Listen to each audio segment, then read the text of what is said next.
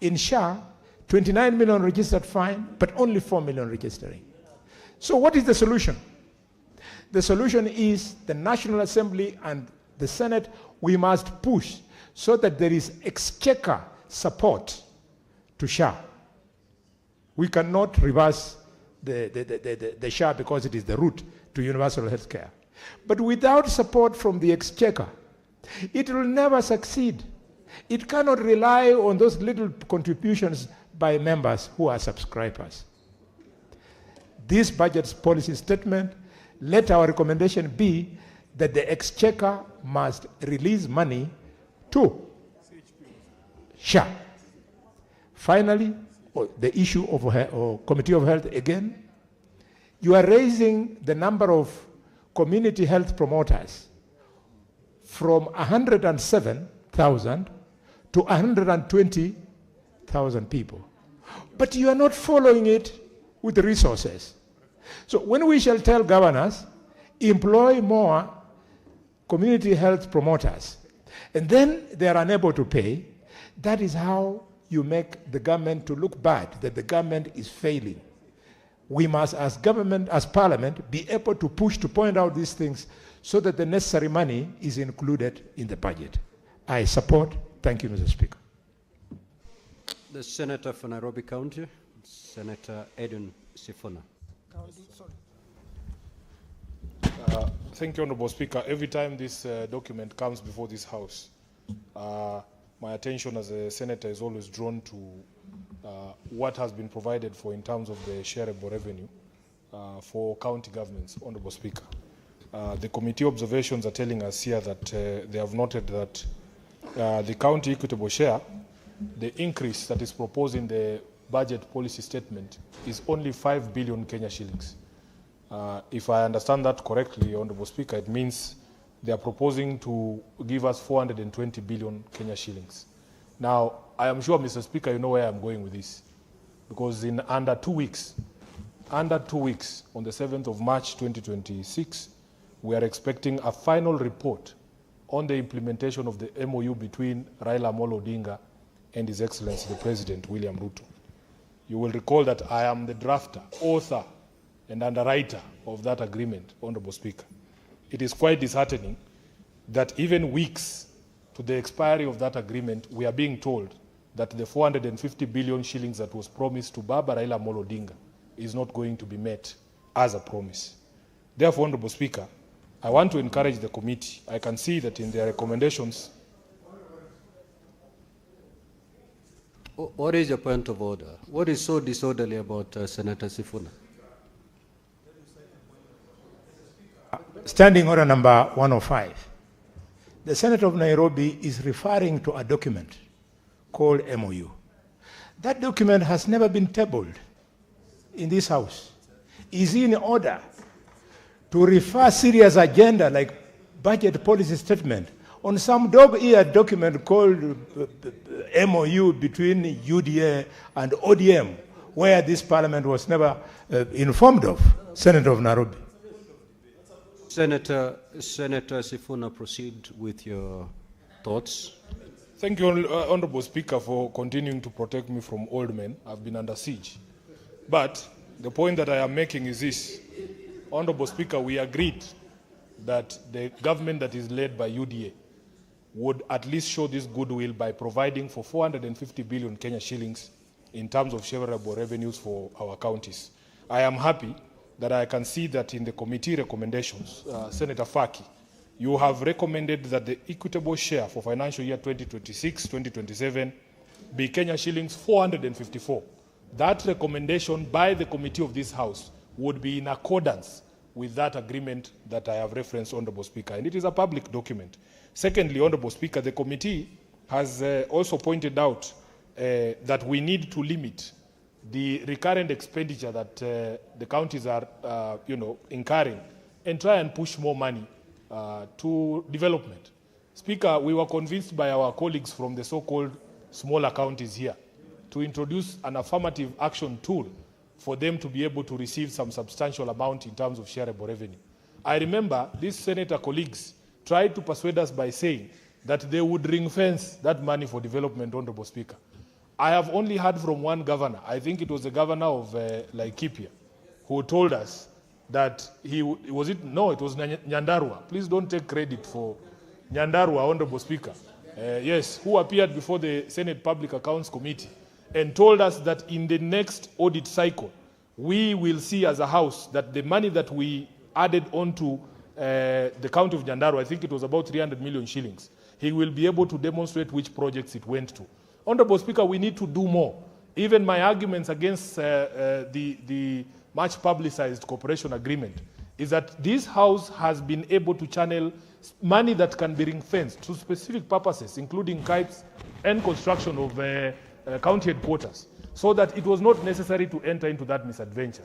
That this house can actually recognize the special needs of Nairobi, for instance, when it comes to street lighting, and give us money specifically through the additional allocation so that we can be able to take care of our recurrent expenditure, or the special need for streetlights in Nairobi. Lastly, Honorable Speaker, I can see the committee has also addressed the question of non-remittance of pensions that now stands at over 115 billion Kenya shillings, Honorable Speaker. How I wish that when we pass these monies, you know, there was a motion that was sponsored by the Senator for Narok that required that these county governments clear their obligations within a certain period of time. We would want to see the level of implementation of that motion, because even up to today, Honorable Speaker, I continue to receive delegations from pensioners from Nairobi Water, Nairobi City County, saying that they are unable to access their pension and the county government of Nairobi is unable to meet its obligations. We hold the highest pending bill when it comes to pension funds, Honorable Speaker. And I can see that the committee has recommended some measures for us to be able to address this issue. I thank you, Honorable Speaker, and I support the report. Senator Mandago.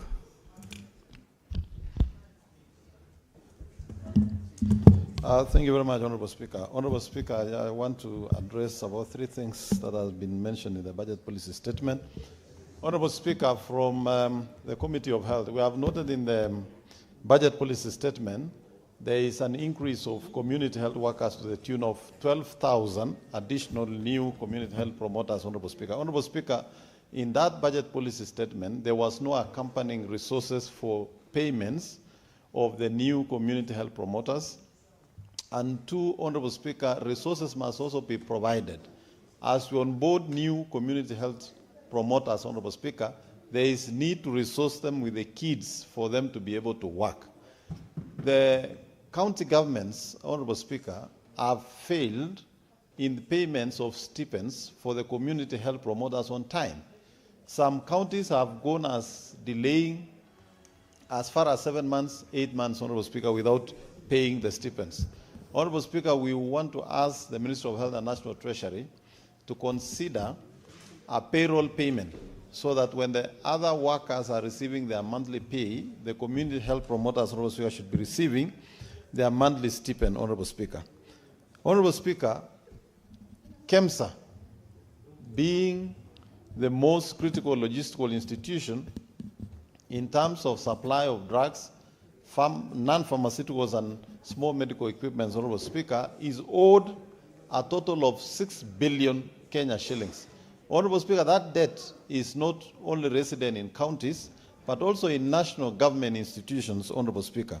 Honorable Speaker, the national government owes KEMSA to a tune of 3.5 billion. Counties, Honorable Speaker, owe KEMSA in excess of 4 billion.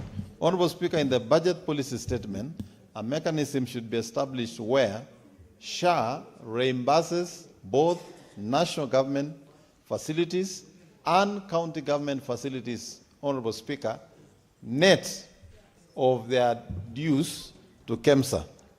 Honorable Speaker, this will ensure that our facilities have drugs that are being supplied on time by KEMSA. This will ensure that the fill rate for KEMSA, Honorable Speaker, will move from around 65, 70 to 90 to 95%, Honorable Speaker, therefore availing the necessary drugs and commodities to the facilities, Honorable Speaker. Honorable Speaker, SHA must also address the issues of reimbursements to facilities, particularly giving priority to public facilities, Honorable Speaker. And Honorable Speaker, finally, I want to say that the budget policy statement did not provide for funds for the operationalization of the emergency and critical care funds that is meant to address the most difficult and expensive diseases that are being managed in this country, like cancer, Honorable Speaker, and emergency services, Honorable Speaker. We therefore expect that the National Treasury will consider the establishment, resourcing that fund, so that the four funds and the full implementation of SHA can now be realized in this coming financial year, Honorable Speaker. Honorable Speaker, I submit. And now call upon the mover to reply. Senator Faki. Mr. Speaker, I want to thank Senator Cheriot for seconding the motion and all of those who contributed to the motion. Mr. Speaker, I beg to reply, and I beg that under Standing Order 66(3), the putting of the question be deferred to a later time this afternoon. It is so deferred. We next order, clerk. Order number 11, motion, report of the Standing Committee on Finance and Budget on the 2026 Medium-Term Debt Management Strategy. Chairperson, Standing Committee on Finance and Budget. Thank you, Mr. Speaker. So I stand before the House on behalf of Senator Roba, who is the chair of the Finance, who is unwell. Mr. Speaker, so I beg to move that the Senate adopts the report of the Standing Committee on Finance Budget on the 2026 Medium-Term Debt Management Policy, laid on the table of the Senate on Tuesday, 24th of February, 2026. Mr. Speaker, the Medium-Term Debt Management Strategy provides a framework for informed decision-making on public borrowing and debt management. It guides the national government in structuring the public debt portfolio to minimize costs and risks while ensuring sustainability and supporting the development of the domestic debt market. The 2026 MTDS has been prepared and submitted to pursuant to Section 33 of the Public Finance Management Act, Cap 412, which mandates the Cabinet Secretary responsible for finance to submit to Parliament a statement outlining the national government debts management strategy. Mr. Speaker, sir, pursuant to Section 33 of the Act, it encompasses the following key elements: the stock of public debt as at the date of tabling of the statement, the sources of loans acquired by the national government, and the nature of guarantees issued by the national government. Number 3 is principal risk associated with these loans and guarantees. Number 4, assumptions underpinning the debt management strategy. And number 5, an analysis of the sustainability of both the actual and potential public debt. The resolution of the House on the report on the medium-term debt management strategy serves as the foundation for determining the appropriate limits on proposed domestic and external borrowing. Additionally, it informs the approval of the budget policy statement, which you have spoken to earlier. Mr. Speaker, I don't wish to go into the major details of the report. I just want to go through the recommendations. Number 1, that the fiscal deficit target for the medium term be approved at 5.3% of the GDP for the financial year 2026-2027. That is 3.6% of the GDP for the financial year 2027 and 2028, and 3.3% of the GDP for the financial year 2028 and 2029, in line with the fiscal consolidation path. And number 2, that the borrowing strategy be approved at 22% for net external borrowing and 78% for the domestic borrowing as contained in the 2026 medium-term debt management strategy. Finally, Mr. Speaker, I appreciate all stakeholders who appeared before the committee and submitted memoranda on the 2026 medium-term debt management strategy. I also appreciate the members of the Committee on Finance and Budget for their commitment and dedication to completing the task. I also wish to thank the Office of the Speaker and the Office of the Clerk for facilitating the committee in executing its mandate. Mr. Speaker, sir, I beg to move and ask Senator Cheriot, the Majority Leader, to second this motion. Thank you. Mr. Speaker, I'll also be brief on this matter. This is an extremely important paper that the Senate has had an opportunity to put its voice to. Our debt management strategy continues to be exercise that any administration for the next maybe foreseeable future will have to grapple with. And as Parliament, we must continue to speak on these issues. So, Speaker, I have never forgotten how last Parliament, when we had the debate on the debt ceiling, certain unpleasant things were said. In fact, to the best of my recollection, the most unpleasant things that have ever been said to me on the floor of Parliament was actually on that particular day, because I held the view that it was not possible to keep the country on the debt trajectory that we were taking at that particular time. I know that we have since shifted our debt measurement metrics by moving it from measuring it by a ceiling to now as a percentage of the GDP. And even the anchor that we put here, because in 2023 we passed a law that we need to put it at 55% by 2028, which is barely 2 years away. And if I hear what Senator Faki is saying, we're still at 68%. I don't know what miracle we will perform to get it to 55% by 2028, Mr. Speaker, but I'm proud that as a House we have continued to make it clear of where we stand on this particular issue of debt, Mr. Speaker, because it's not just about us, but also about future generations. Therefore, I want to urge colleagues that we must remain and continue to be vigilant the way this committee has been and share our concerns and thoughts. With those main remarks, Mr. Speaker, I beg to second. Honorable Senators, I will now propose the question that the Senator Shakila kindly be orderly. That the Senate adopt the report of the Standing Committee on Finance and Budget on the 2026 medium-term debt management strategy laid on the table of the Senate on Tuesday, 24th of February 2026, and approve the 2026 medium-term debt management strategy. Senator Omtata.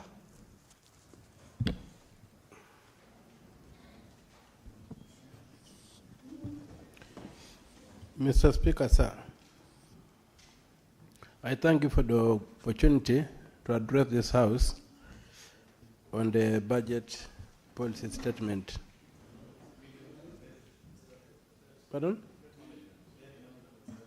Yeah, the debt management strategy. It is also linked to the budget statement because if you look at Section 49 of the Public Finance Management Act, it makes the budget policy statement an open check, which the Cabinet Secretary can and has periodically abused to sidestep Parliament and incur loans that we don't know their destination is. So when we make these budget policy statements that are far in excess of what the Kenya Revenue Authorities are able to raise, we must realize that we are handing the executive a blank check with which they are going to raise odious debt that's going to burden us. So I would have expected that in passing this budget policy statement, we should have looked at the capacity of the KRA to raise taxes to finance these figures that we have. Ideally, it lays out a broad framework within which the government should make its budget, but that Section 49 of the Public Finance Management Act turns this budget policy statement into a law. Yet, the budget policy statement does not come to this House as a bill, and so it has got no force of law to be applied as a law. It's only an advisory tool at the very best. So unless we do something about Section 49, then we must really trim our budget policy statements to be tied strictly to what the budget, what the taxation, what the tax revenue, or to whatever tax revenues that we can raise. Otherwise, we are responsible for the odious debt that is burdening this country, that is pushing us to junk status.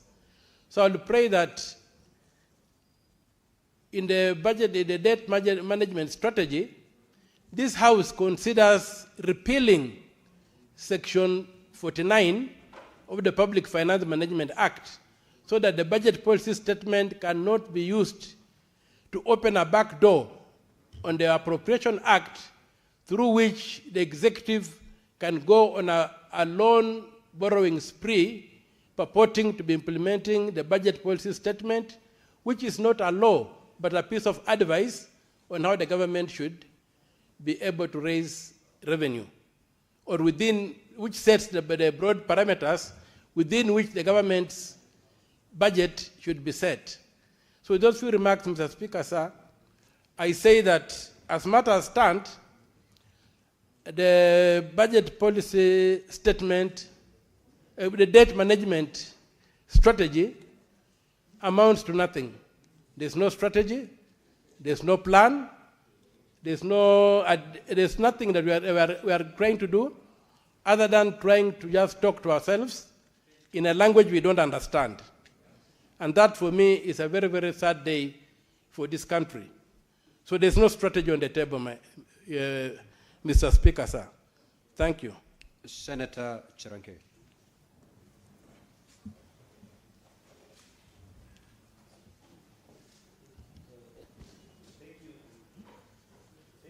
Speaker, I'll make quick comments. I want to commend the committee for this report. I think the issue of public debt management strategy is very key. So, Speaker, it is a reality that as of 2026, the public debt was 12.3 trillion Kenyan shillings, Mr. Speaker. It's also a reality that for some time now, Kenya has a deficit budget, where we are projecting to have a budget of 4.7 trillion. The input or the extrapolation of that, Mr. Speaker, sir, is we will keep borrowing to finance our obligations under the public budget of 4.7 trillion. So, Speaker, I'm happy the committee has noted, but has not given us a way out, because the public debt is at 68% of the GDP, going beyond the legal limit of 55%, Mr. Speaker. So I hope the obligations, and we hope it will stabilize, because this public debt management, and I'm happy the Minister of Finance was with us in the morning, Mr. Speaker. I believe that these issues must be resolved once and for all. The Constitution has provided in Article 214 on the issue of public debt, how it should be managed, the guarantees, Mr. Speaker. You have remember there are many guarantees that sometimes we give for the obligations or loans we get as a country. Mr. Speaker, my third point, because I'll only make 4, is Article 202, that says that revenue raised nationally shall be shared equitably between the national and county governments. Now the question is, even as we discuss budget policy statement and allocation to counties as protectors of devolution under Article 96, is what will be the implication to the funding to county governments? Because Article 202 is very clear that it should be equitable. So the obligation, and I hope the Finance and Budget Committee, Senator Faki, should have given us the way out, because these guarantees are done by national government. There is no consultation between the national government and county governments to ensure that the county governments are aware of the public debt obligations. And I thought the medium strategy should have put in place, Mr. Speaker. Mr. Speaker, the final point that I wanted to make, Mr. Speaker, is the issue, and many Kenyans should agree with this, that the fact that the public debt is 12.3 trillion, there are so many projects. And I'm happy the Senator of Kakamega has noted that the road contractors are on site. You have seen, Mr. Speaker, the one of Rironi Mau Summit. Somebody had alluded that there is no even a wheelbarrow. But I can confirm, as the use of those roads, a number of them, even who are going to Kisii, Mr. Speaker, were using the same road that is being constructed, and so many machines. And I'm happy the Senator of Nakuru has just told me that she just drove from Naivasha, and the machines are ongoing.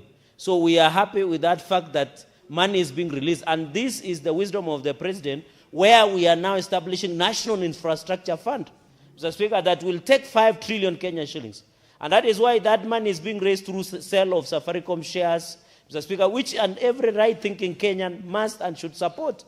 Because we need development across the country to be equitable and shareable, Mr. Speaker. Even the one on initial public offer through Kenya Pipeline Corporation, the KPC, this money shall be raised to National Infrastructure Fund, We want at least 5 trillion, Mr. Speaker, so that the road that is coming all the way from Wajir to Isiolo to Nairobi can be a reality.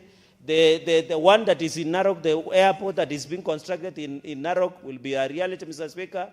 The one that we are doing from Thika to Town Expressway will be a reality, Mr. Speaker. So, Mr. Speaker, I think I am happy that the Finance and Budget Committee, the issue of National Infrastructure Fund of 5 trillion is a reality, and I hope as we do the public debt management, we will ensure the funds are available. With those many remarks, Mr. Speaker, I support this report of the Finance and Budget Committee on the medium-term debt management strategy, and I yield back.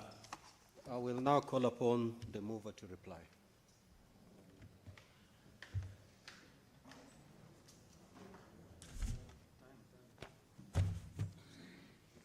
Mr. Speaker, sir, I want to thank the seconder and those who have contributed to the motion, and especially Senator Cherargei. The views or the issues that you have expressed were within our thinking when we came up with this report. And in fact, it has been our insistence that the debt levels are unsustainable. And therefore, we look forward maybe in the next budget policy statement and medium-term debt management strategy, the Treasury will address these concerns, especially on the issue of borrowing more from the domestic market, which is set at 78%. Mr. Speaker, sir, I beg to reply, and under Standing Order 66.3, I beg that the putting of the question be deferred to a later time in this afternoon. Thank you. It is so deferred. Next order, clerk. Order number 12, motion, report of the joint sitting of the National Assembly Departmental Committee on Energy and the Senate Standing Committee on Energy on the consideration of the Field Development Plan and the production sharing contracts for blocks T6 and T7 in South Lokichar Basin, Turkana County. Chairperson, Standing Committee on Energy.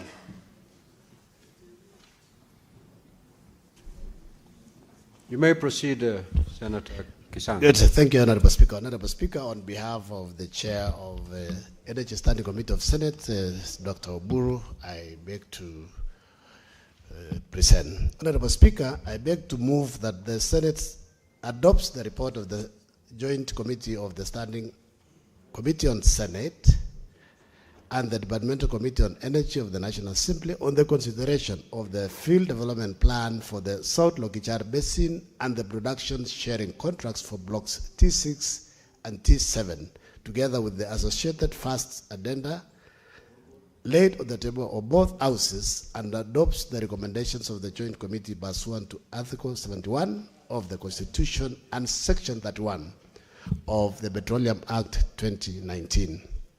Honorable Speaker, the South Lokichar Basin Field Development Plan, together with the associated production sharing contracts for blocks T6 and T7, was tabled in the Senate on Thursday, 27 November 2025, pursuant to Article 71 of the Constitution. The article requires that any grant, override, or concession for the exploitation of natural resources by or on behalf of the national government be ratified by Parliament. Upon tabling, the FDV and the PSCs were committed to the Committee on Energy for detailed consideration in accordance with Article 118 of the Constitution, which provides for public participation in parliamentary process. Honorable Speaker, in a communication dated 4 December 2025, the Speaker of the National Assembly encouraged the Departmental Committee on Energy of the National Assembly and the Standing Committee on Energy of the Senate to convene joint sittings for the examination of the contracts and conduct public participation.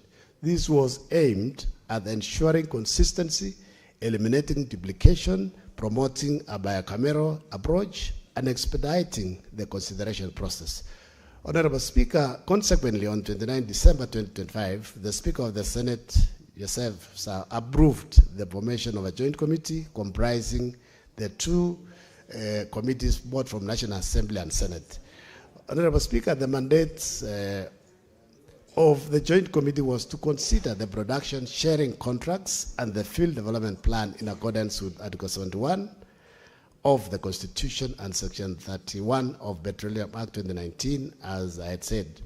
Honorable Speaker, the PSCs and FDV outlined the proposed commercial development of 6 oil discoveries within South Lokichar Basin, Turkana County, and detailed the strategy for the development of the discoveries and additional appraisal and exploration activities aimed at maximizing resource recovery within the designated development area. Honorable Speaker, the field development plan proposes a phased approach. Phase 1 covers the period of 2026 to 2031. Phase 2 is the period spanning 2032 to 2050, Honorable Speaker. Peak period crude oil production is projected at approximately 20,000 barrels per day during Phase 1 and 50,000 barrels per day during Phase 2. The estimated oil in place within the blocks range between 1.9 and 3.5 billion stock tanks barrels, with an estimated recoverable resource of 326 million stock tank barrels over the life of the project, subject to upside potential and the alternative development scenarios, Honorable Speaker.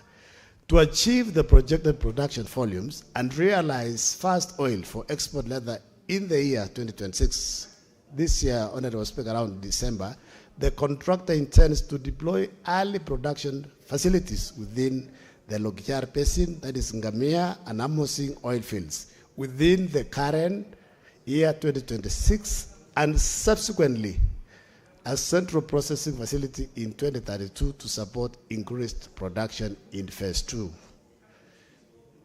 Honorable Speaker, pursuant to Article 118 of the Constitution and Section 131(3) of the Petroleum Act, the Joint Committee undertook extensive public participation. And Honorable Speaker, when we met the stakeholders, everybody lauded that this was very extensive public participation that has not been undertaken in the past, Honorable Speaker. The committee also received, we undertook public participation in Turkana County, Washingishu County, Trans Nzoia County, West Pokot, Lamu, and Mombasa, Honorable Speaker, between the dates of January 12 to 6th of February 2026. The committee also received several written memorandums following advertisements that was put in the dailies from the ministries, several ministries, and we met several CSs and stakeholders, oil and gas experts, and the contractor Gov Energy, including the County Assembly of Turkana and the Executive of Turkana Counties. Honorable Speaker, the committee considered a wide range of issues raised during the hearings, including but not limited to the need for meaningful public participation, transparency of the agreements, and disclosure of the ownership of the companies, Honorable Speaker. The committee addressed these concerns by ensuring hearings were all conducted in affected counties, as I had mentioned, Honorable Speaker. On local community issues, the committee had concerns regarding land compensation, revenue sharing, employment opportunities. Yes, I'm bringing it, I'm summarizing, don't worry. The committee noted that the committee observed that the project is expected to generate over 3,000 direct and indirect jobs, and included jobs over the life cycle of the project. The local content plan targets 100% Kenyan participation in unskilled labor and skilled works, and at least 50% Kenyan participation in specialized upstream operations. The committee also noted the commitment by the contractor to reserve a portion of trucking contracts for enterprises based in Turkana. Honorable Speaker, out of about 600 trucks that will be moving daily, they have reserved 400 of them, basically close to 80%, 70% to the locals. Honorable Speaker, to save time, I just wanted to ask members that we support this particular report because it will unlock fast oil by December this year. With ratification of this particular report, Honorable Speaker, it will unlock Kenya's first commercial oil production, targeted for December this year, ending a 13-year-old delay since the discovery. The discovery was done in 2012, and up to now, we have not been able to exploit this particular resource, Honorable Speaker.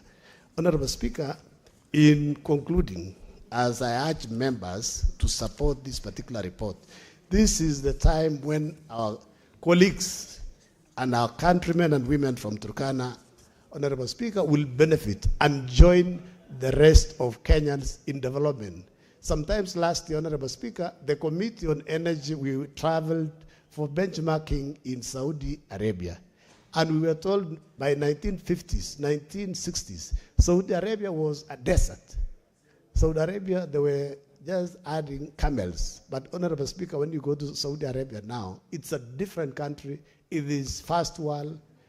Education is free there. Medical is free. People are given stipend daily. So this is the way that we need to go so that those who have been marginalized for a long time, Honorable Speaker, may benefit from the resources that God gave us. You know, there are some places of Kenya that are very dry. We believe there is nothing there. But when God gave others rain, God gave others also natural and mineral resources under the soil, Honorable Speaker. And this is the opportunity for Turkana County and the rest of Kenya also to benefit from this oil. This is where we are going to stabilize our currency. This is where the exchange rate between Kenya shillings and the dollar will come below 100. Thank you, Honorable Speaker. After careful consideration of all submissions and a thorough analysis of the legal, fiscal, environmental, social, and economic implications, the Joint Committee recommends that the House adopts this report and approves the ratification of the production sharing contracts and field development plan for blocks T6 and T7 in South Lokichar Basin in Turkana County. Honorable Speaker, I beg to move and request the House to adopt this report, and I invite and request Senator Beatrice Okola to second.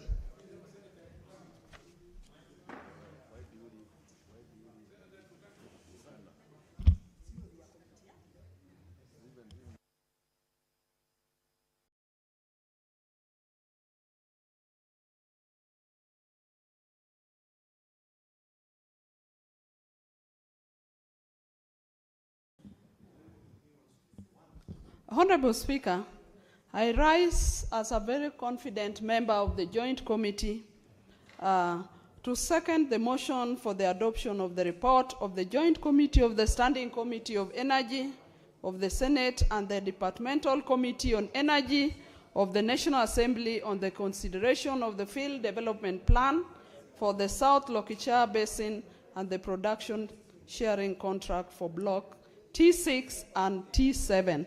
Honorable Speaker, I want to start by commending the Joint Committee that was led by two ranking members of the two houses, Senator Dr. Buru, who is the chair of the Senate Committee of Energy, and Honorable Gikaria, who is the chair of the National Assembly Committee of Energy. Honorable Speaker, as we started on this assignment, there were concerns that were very generalized, concerns that rose from the development plan and the contract that was before us. Two issues came up, the issue of tax exemptions and the recoverable cost of 85%. Honorable Speaker, that concerned all of us, even as the Joint Committee. But Honorable Speaker, we held a very robust public participation that took us across all the counties of Uasin Gishu, of West Pokot, of Trans Nzoia, of Lamu, of Mombasa, and finally, Honorable Speaker, we were able to have a very robust public participation in Turkana County. Honorable Speaker, a number of issues came up in the public participation. Key of them were members of the public getting concerned about environmental measures that were going to be taken into consideration. A number of them talked about infrastructure along the corridor. Issues of land compensation and land resettlement also came up, and the issue of water. But most importantly, Honorable Speaker, while we were in Turkana as a joint committee, the issue of insecurity also came up. And the people of Turkana were very clear. They stated that if the issue of insecurity is not solved, Honorable Speaker, then the exploration would not take place. Honorable Speaker, as we continued with the public participation, we had a lot of engagement, even with the technical experts. We received written memorandums. We were able to have presentations from the government sector heads, like the Ministry of Water, the Ministry of Energy, of course, the Treasury, Interior, the National Land Commission, the Auditor General, the Controller of Budget, the Attorney General, KRA. And Honorable Speaker, all the issues that were of concern to the members of the public were thrashed out in our stakeholders meeting. Honorable Speaker, as I second this motion, I want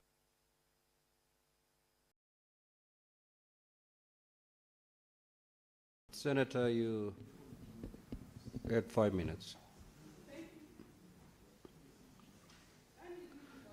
Can you conclude your thoughts? Honorable Speaker, as I conclude my thought, I would like to urge Kenyans that we are able to meet professionals and of particular interest who are tax experts, led by one Dr. Bruce Ogaga, that thrashed a number of our concerns that we picked from the public. Honorable Speaker, as I wind up, I also want to say that the county governments along all the exploration right have a role to play in this project, Honorable Speaker, because the counties must also be able to plan their counties in advance, in plan for the urban issues that are going to emerge, issues of planning, issues of traffic, Honorable Speaker. And so, Honorable Speaker, as I wind up my presentation, Honorable Speaker, I want to say that the benefits that this country and the benefits Turkana County that is going to get from the exploration is massive. And so, Honorable Speaker, I beg to second the motion. Senator Korir. Honorable Senators, I will now propose the question that the Senate adopt the report of the joint sitting of the National Assembly Departmental Committee on Energy and the Senate Standing Committee on Energy on the consideration of the field development plan and the production sharing contracts for blocks T6 and T7 in the South Lokichar Basin, Turkana County, which was laid on the table of the Senate on Tuesday, 24th February 2026, and pursuant to Article 71(1) of the Constitution and Section 31(1) and 2 of the Petroleum Act, the Senate ratifies the field development plan and the production sharing contracts for blocks T6 and T7 in South Lokichar Basin, Turkana County. With the leadership intervention, we are going to have 2 senators across the aisle, starting with the senator for Turkana County.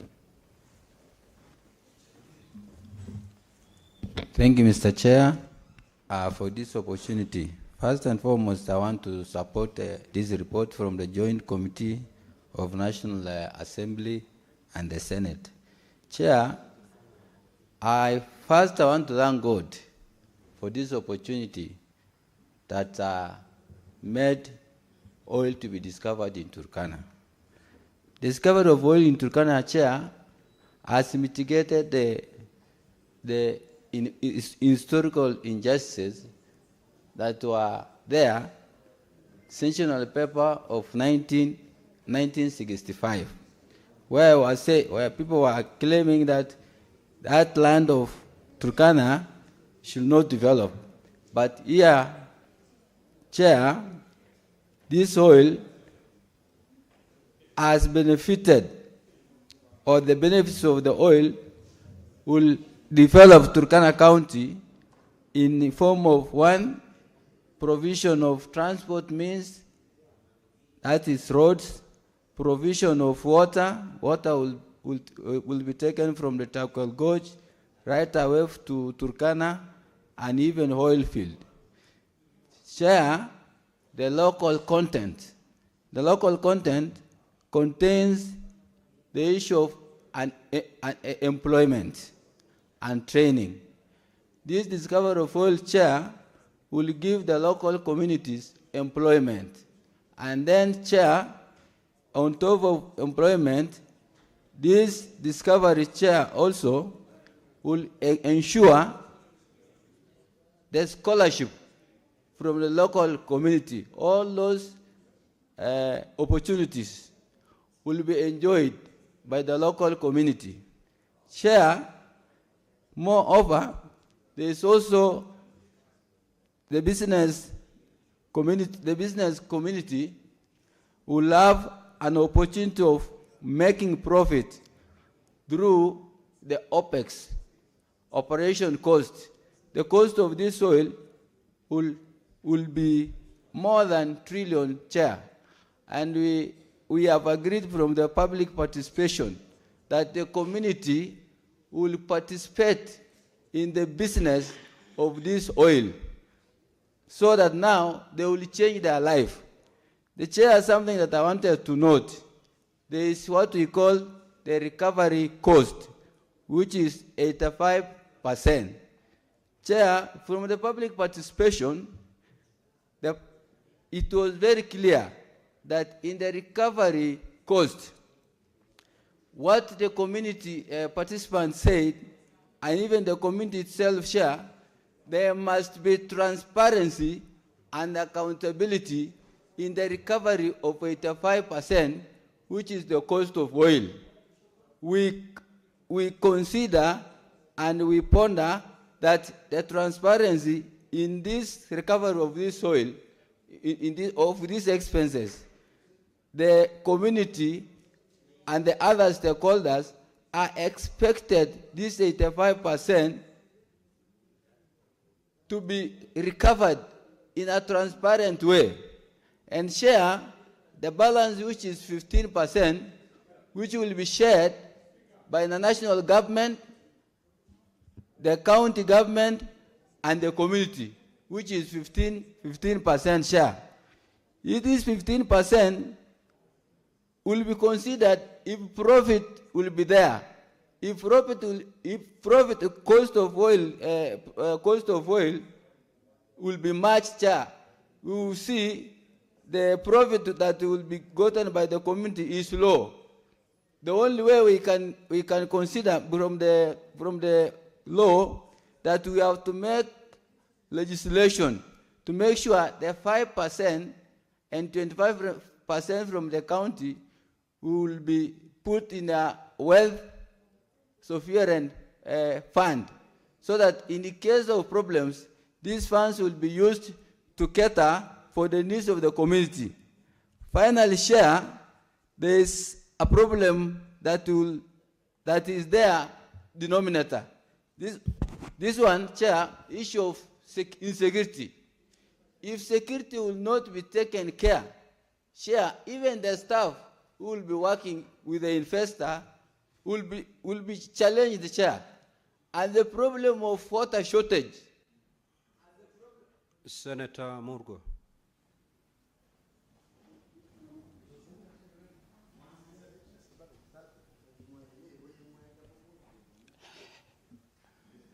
Thank you very much, Mr. Speaker, for giving me the opportunity. It is, I support the report as given by the Chair of Energy. We participated in the public participation, especially a later public participation, and we in Pokot agree with the report, and the plan is to take water from Pokot, which is Takwel Dam, to go and clean the oil in Turkana. And while we are in agreement, because we see it as being a source of development for Turkana and supposedly Pokot as well, because Pokot and Turkana border each other, and the water that is going to help in cleaning this crude oil is from Pokot. But according to the report and plan that went into the Ministry of Water and then aired later, the Pokot side is silent. There is nothing mentioned about Pokot. And what Pokot expect mainly is irrigation, as promised for many years, educational enhancements, road for accessibility, and health. And therefore, I'm seeing a hitch from the Pokot side, which is expected to provide the water, that they will not allow this water to go unless there is also consideration of what they have expressed as being part of development that needs attention as much as Turkana expects a lot from this on education, health, roads, and so on. And therefore, this report, when it comes to implementation, will probably face some hitches, both from Turkana, because the Turkanas are expecting a lot, and Pokot are expecting a lot. Otherwise, I support. Thank you. Senator Edwin Sifuna.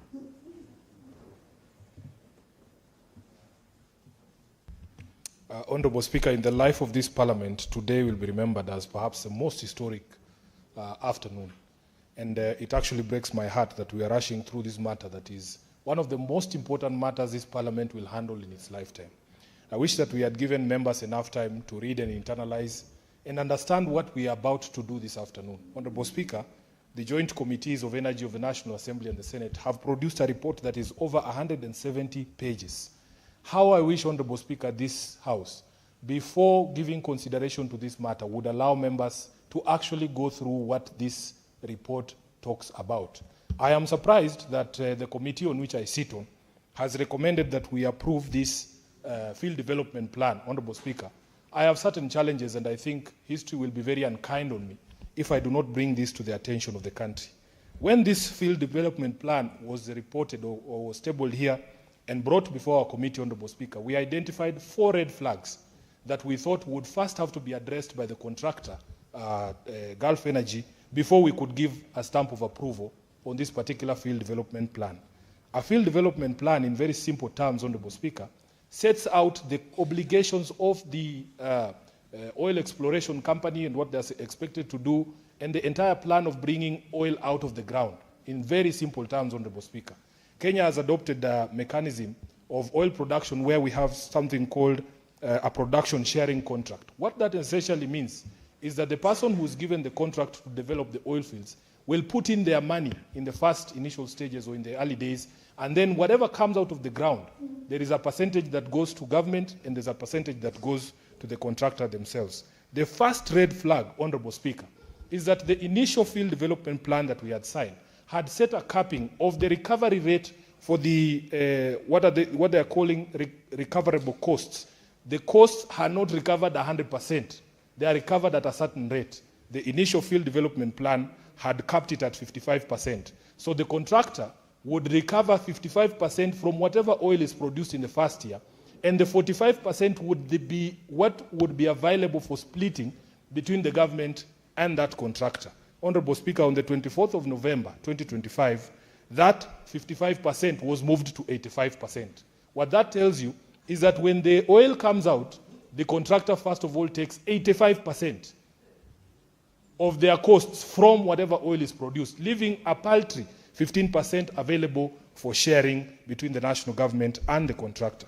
Secondly, Honorable Speaker, the definition of what are recoverable costs covers largely what are called capital expenditure. The capital expenditure the definition of that capital expenditure, Honorable Speaker, was altered in the initial field development plan to include what we call recurrent expenditure, things like labor, Honorable Speaker, that are essentially not capital expenditure. And that was the second red flag. We did receive submissions, Honorable Speaker. I just want to talk about this question of recoverable costs for a bit.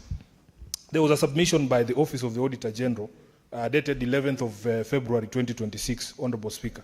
And the Auditor General addresses this question of the audit of recoverable costs, because the recoverable costs cannot be left to the contractor to say, by the way, this is what I have spent this particular time. There has to be an objective way of ascertaining what those recoverable costs are. The Auditor General noted that this responsibility of auditing had been placed on EPRA, limiting the scope and ability of the Office of the Auditor General to determine these costs. And Honorable Speaker, that even in the period that exploration has been going there, that no approved costs had ever been submitted for audit. Therefore, Honorable Speaker, the lack of audit has denied us, this is the words of the Auditor General, the lack of audit has denied us opportunity to determine ineligible costs, which ultimately reduces government share of revenue from the exploration. The next red flag, Honorable Speaker, was the amendment of the original production contract to exempt the oil company from any taxes. And we had hoped that these matters would be addressed before we would be asked to actually approve this particular field development plan.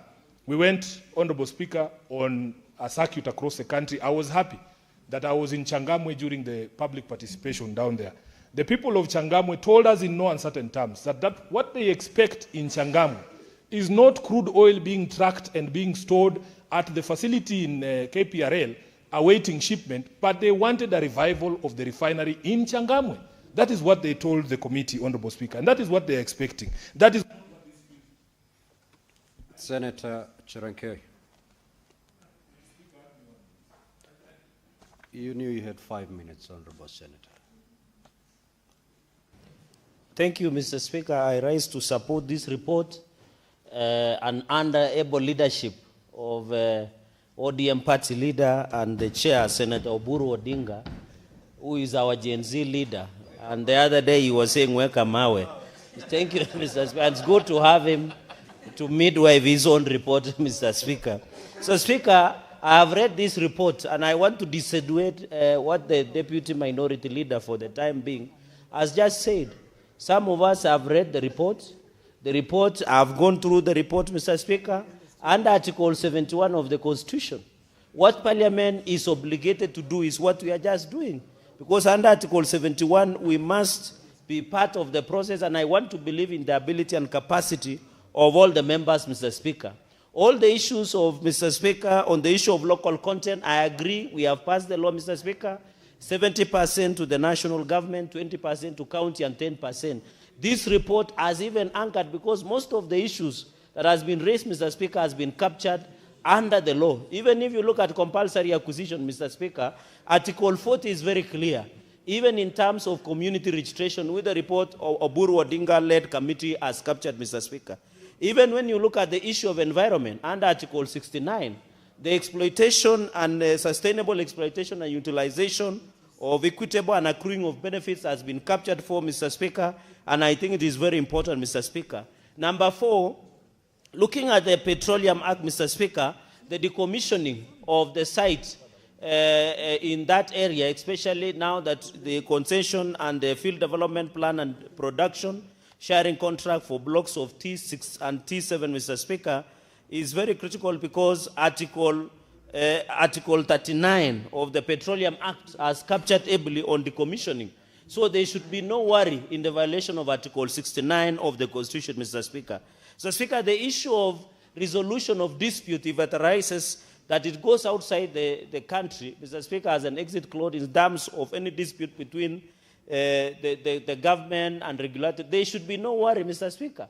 I've heard some people expressing that there might not be access in terms of accountability and openness of engagement. Mr. Speaker, Article 35 of the Constitution is very clear that access to information is a basic human right, Mr. Speaker. Mr. Speaker, Another point that I wanted to make is the issue of community law administration, and I'm happy the area senator has talked about it. I think the Section 108 of the Petroleum Act is very clear. It recognizes there is the issue of land loss, Mr. Speaker. There is the issue of land valuation, beneficial sharing, Mr. Speaker. And all this has been captured under the Petroleum Act, Mr. Speaker. So, Mr. Speaker, in a nutshot, in summary, this work that has done by Senator Oburu Odinga-led committee, Mr. Speaker, is what we need to support. Article 71 gives us the opportunity. Let us allow Turkana County to develop. Let us give opportunity to the people of Turkana, Mr. Speaker. They have been marginalized. Let them exploit their resources. I know, Mr. Speaker, when this resource will be exploited, the issue of water scarcity will be a thing of the past. The issue of security will be sorted once and for all, Mr. Speaker. Let us ensure that we put necessary support. And I want to thank the committee. Mr. Speaker, I want to thank almost all committee members signed, except the Senator of Nairobi. Mr. Speaker, the procedure of the House, if you disagree with a report, you generate a minority report and table before the House. But just speaking for the sake of public gallery and to look good, Mr. Speaker, in public rallies is very unfortunate. Let us give Kenyans the opportunity so that we can pass this once and for all, Mr. Speaker, so that we can ensure, and as a Senate and Parliament, Mr. Speaker, we will still oversight this report and the investor that will come to Turkana. Mr. Speaker, with those many remarks, I beg to support and yield back the mic. I thank you, Mr. Speaker. I will now call upon the mover to reply.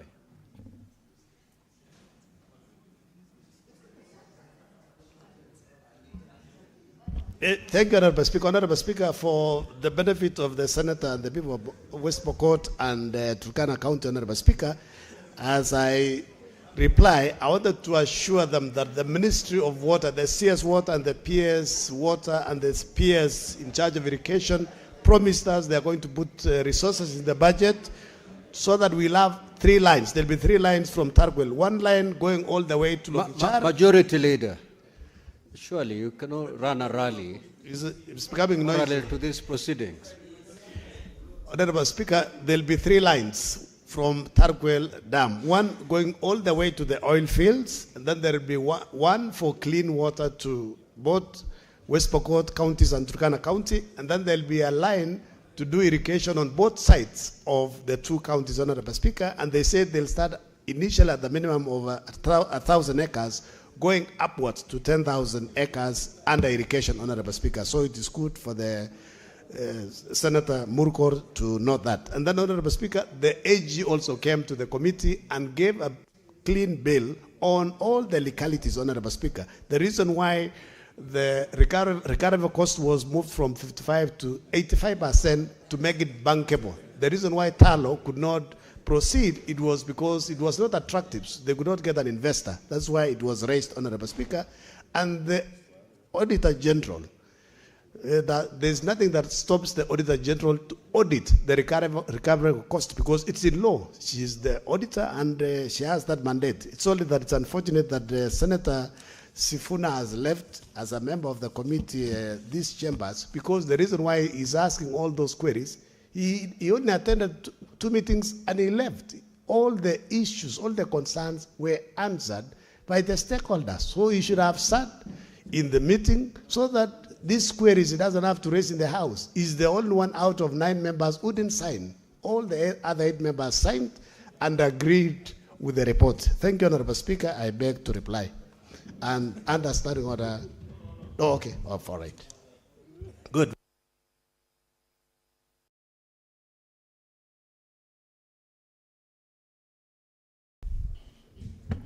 We will now go for division, but the division will be for order number 10 all the way to order number 16.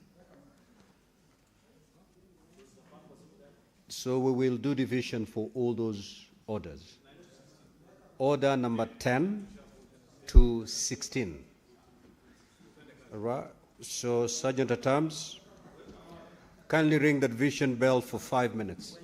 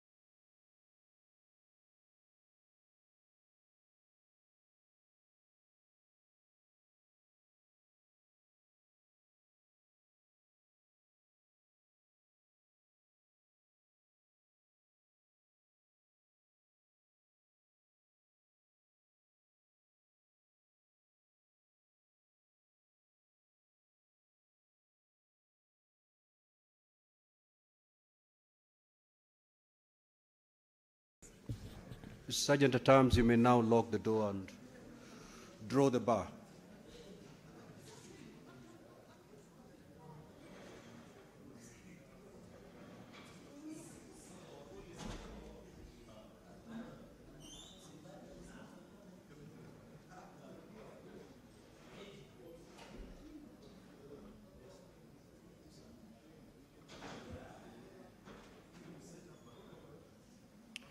Now, honorable senators, voting shall be done electronically, and therefore I will ask you to log out by pulling out all the delegate units. Now, Sergeant at Arms, kindly walk around and pick any unattended unit, delegate card that is still held in the unit.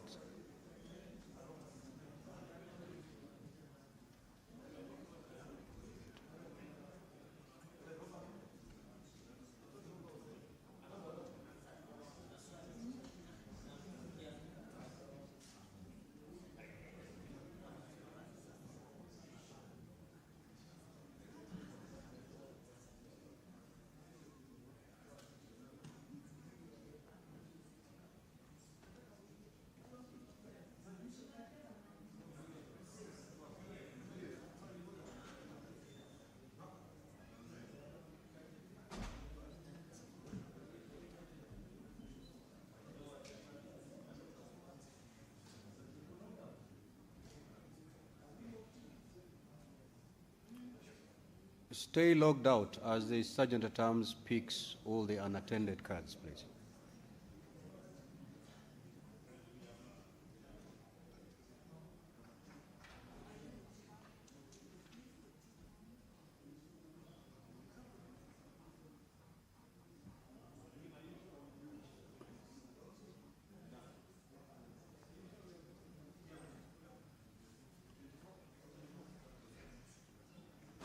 Sergeant at Arms, are you done with that exercise? Good. Now, honorable senators, you may log in back as I put the question. Now, we are on order number 10. So the question I'm going to put relates to order number 10. Senator Haji, kindly take your seat. Your card has been collected.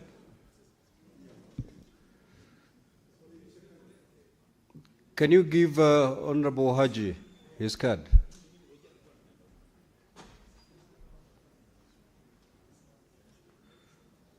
I will now proceed to put the question on order number 10.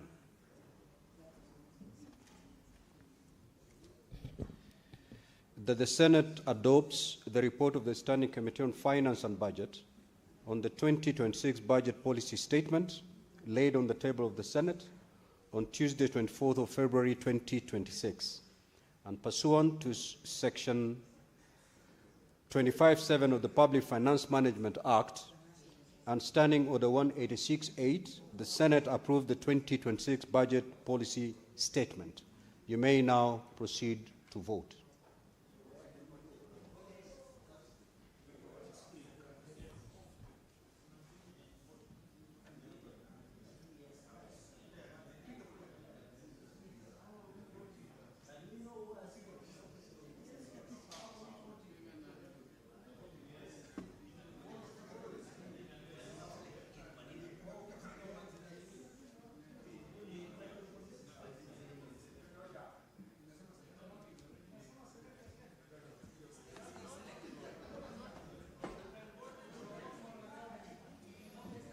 Now, Senator Bertus Ogola, Senator Joyce Korir, and Senator George Mbugua, you are also supposed to vote on behalf of your delegations.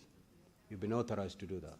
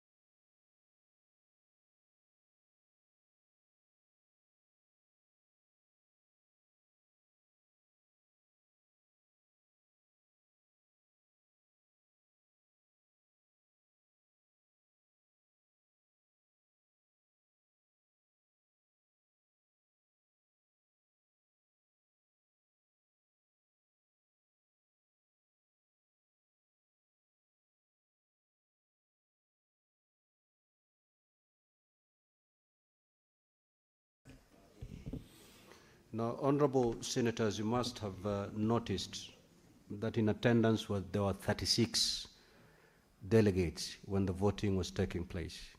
That was as a result of a card that had not been collected, a card belonging to Senator Daniel Manzo.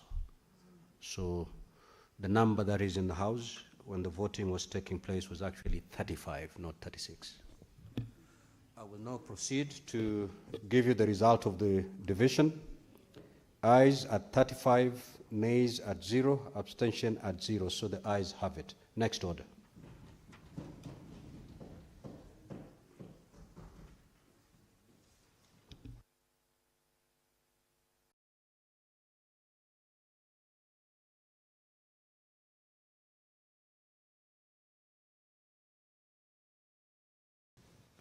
Order number 11, motion, report of the Standing Committee on Finance and Budget on the 2026 Medium-Term Debt Management Strategy Division. Honorable Senators, I'll now put the question that the Senate adopt the report of the Standing Committee on Finance and Budget on the 2026 Medium-Term Debt Management Strategy, which was laid on the table of the Senate on Tuesday, 24th of February 2026, and approves the 2026 Medium-Term Debt Management Strategy. You may proceed to vote.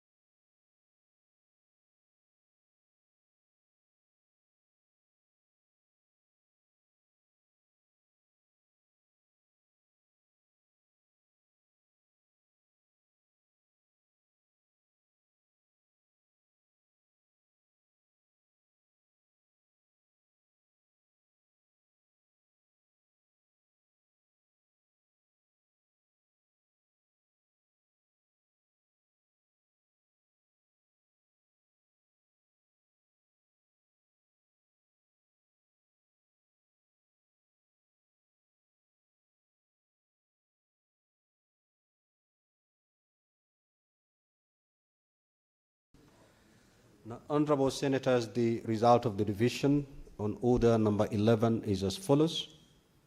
Nays at 35, nays 0, abstention 0, so the ayes have it.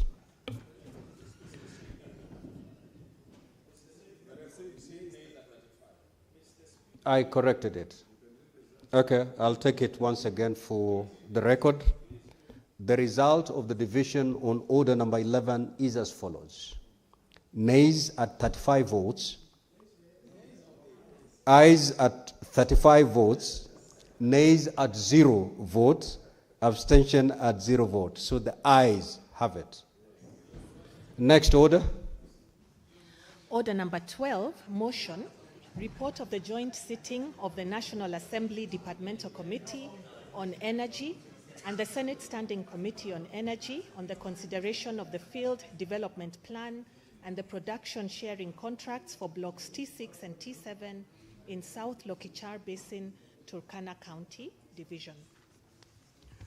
Honorable Senators, I will now put the question that the Senate adopt the report of the joint sitting of the National Assembly Departmental Committee on Energy and the Senate Standing Committee on Energy on the consideration of the Field Development Plan and the production sharing contracts for blocks T6 and T7 in the South Lochshire Basin, Turkana County, which was laid on the table of the Senate on Tuesday, 24th of February 2026, and pursuant to Article 71(1) of the Constitution and Section 31(1) and 2 of the Petroleum Act, the Senate ratifies the Field Development Plan and the production sharing contracts for blocks T6 and T7 in South Lochshire Basin, Turkana County. You may now proceed to vote.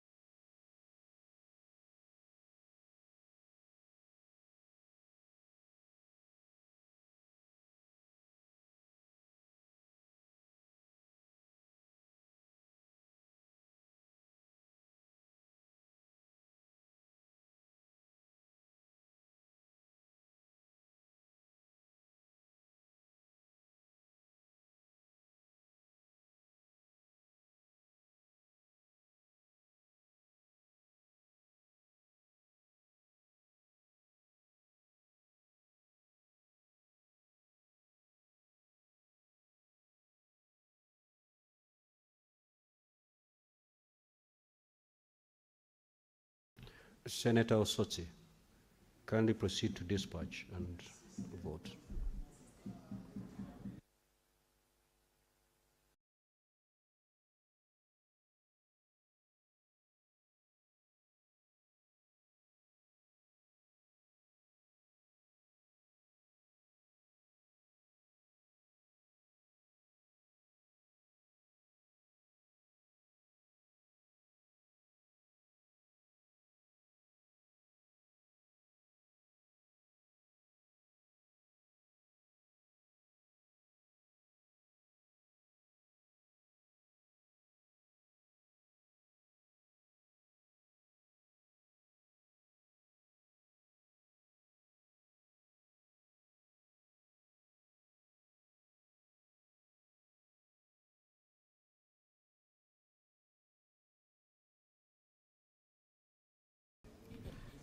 Now, honorable senators, the result of the division on order number 12 is as follows: ayes at 35, nays 0, abstention 0. So the ayes have it. Next order.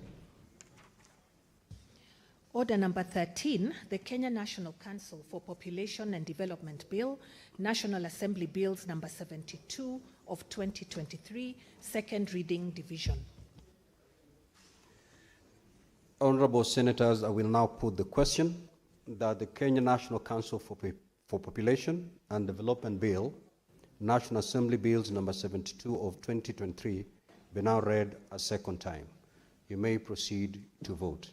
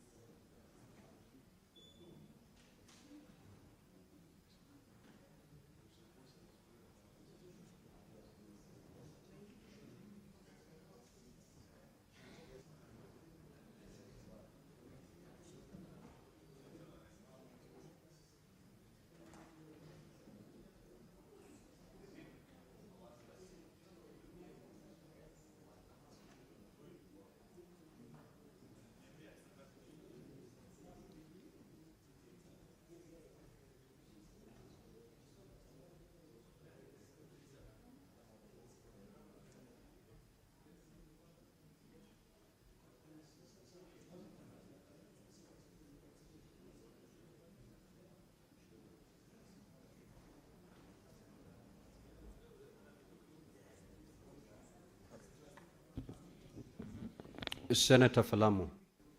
Senator Githuku, proceed to dispatch and cast your vote.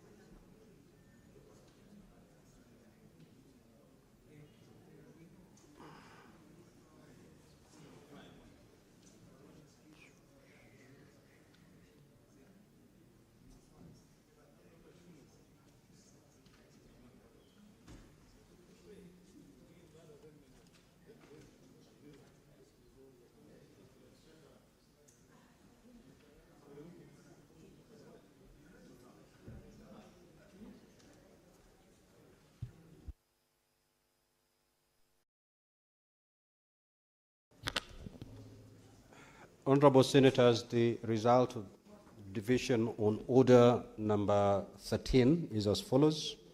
The ayes are 35 votes, nays 0, abstention 0. So the ayes have it. Next order. A bill for an act of parliament to provide for the establishment, roles and functions of the Kenya National Council for Population and Development, for the establishment of the board of the council and for connected purposes. Order number 14, motion, consideration of the report of the Mediation Committee on the Coffee Bill, Senate Bills number 10 of 2023, division. Honorable Senators, I will put the question that the Senate adopt the report of the Mediation Committee on the Coffee Bill, Senate Bills number 10 of 2023, which was laid on the table of the Senate on Thursday, 4th of December 2025, and that pursuant to Article 113.2 of the Constitution and Standing Order 167.3 of the Senate, approve the mediated version of the bill. You may proceed to vote.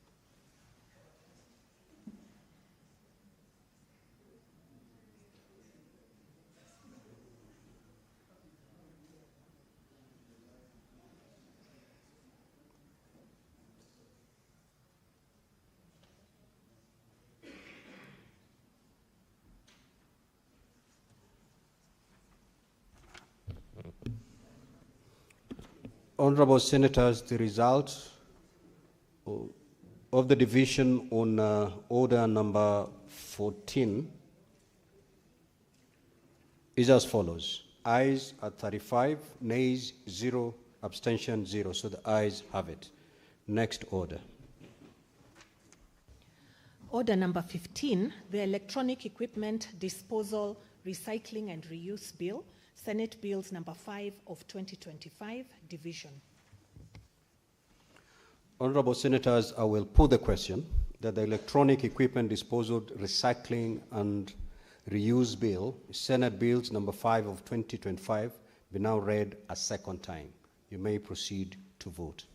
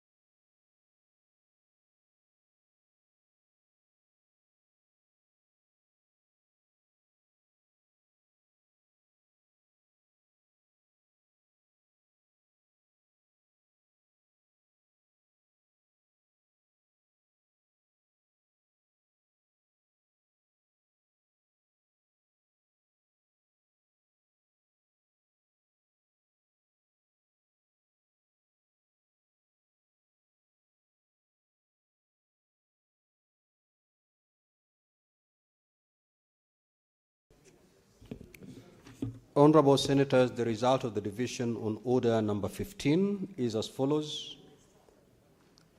Ayes at 35, nays at 0, abstention at 0, so the ayes have it. The Electronic Equipment Disposal, Recycling and Reuse Bill 2025, a bill for an act of Parliament to provide a legal framework for environmentally sustainable disposal, recycling and reuse of e-waste, establishing the e-waste recycling plant, the e-waste sorting site and the ward consolidation site, and for connected purposes. Second reading. Next order. Order number 16, the Public Procurement and Asset Disposal Amendment Bill, National Assembly Bills number 48 of 2024, division. Senator Korir, this is the 7th time I'm asking you to take your seat. Honorable Senators, I put the question that the Public Procurement and Asset Disposal Amendment Bill, National Assembly Bills number 48 of 2024, be now read a second time. You may proceed to vote.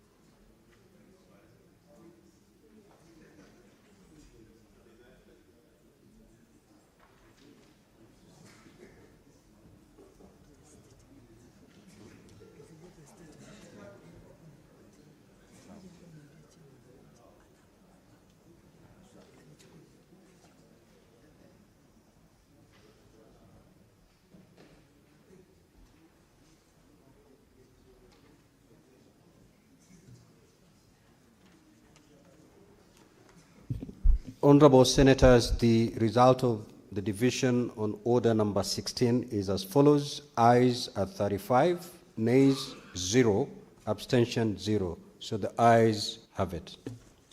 The Public Procurement and Asset Disposal Amendment Bill 2024, second reading, a bill for an act of Parliament to amend the Public Procurement and Asset Disposal Act and for connected purposes.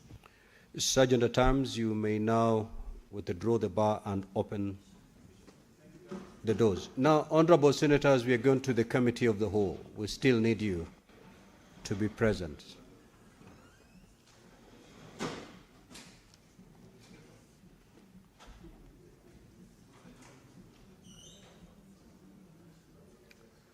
Next order.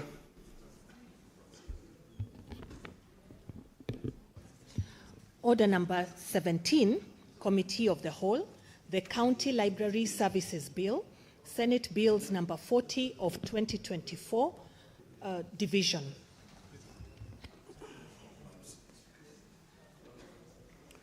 Honorable Senators, you be upstanding. We have come from a very long recess, I know.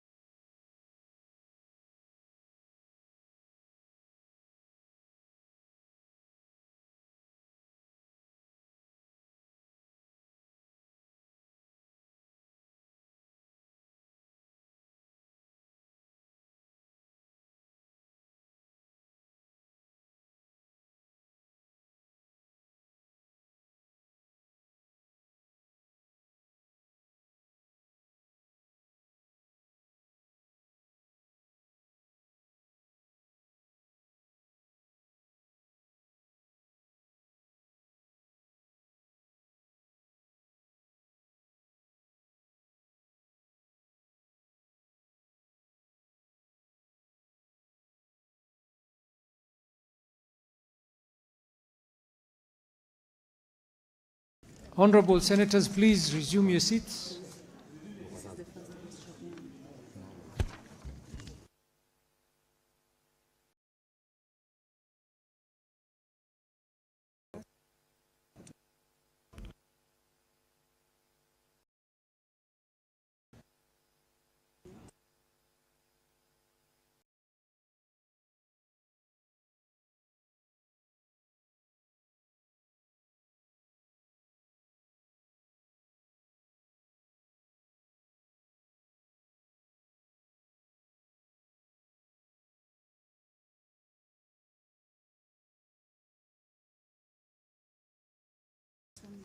Okay. Honorable senators, please take your seat. Distinguished Senator of Naivasha, please take your seat, and we need you. We need you to vote. Nakuru, sorry. My apologies. You're more synonymous with Naivasha. and the Senate is going to be a guest soon. Honorable senators, clerk, can we ascertain we have quorum? Yes, we do. We have quorum. Okay, we have quorum.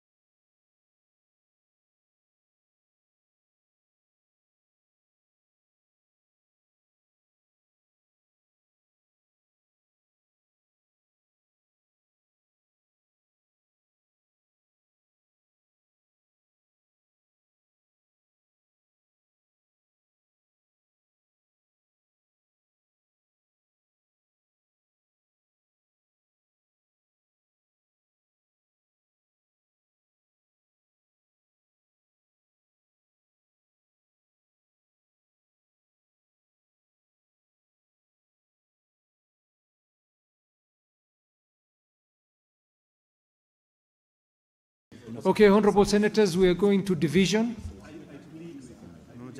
The County Library Service Bill, Senate Bills number 40 of 2025. Sergeant at Arms, please close the door and draw the bar.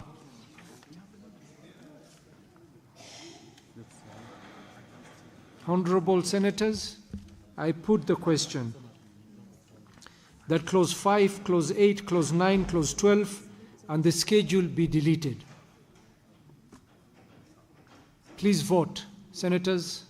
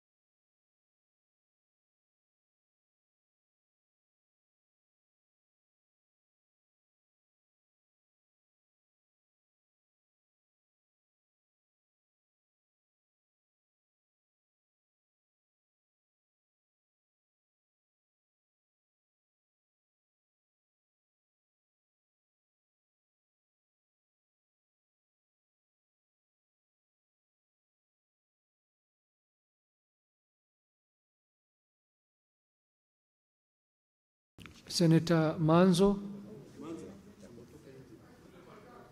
Come, approach the desk. Is he here? Yeah, he's here. Senator Eddie Okech, approach the desk.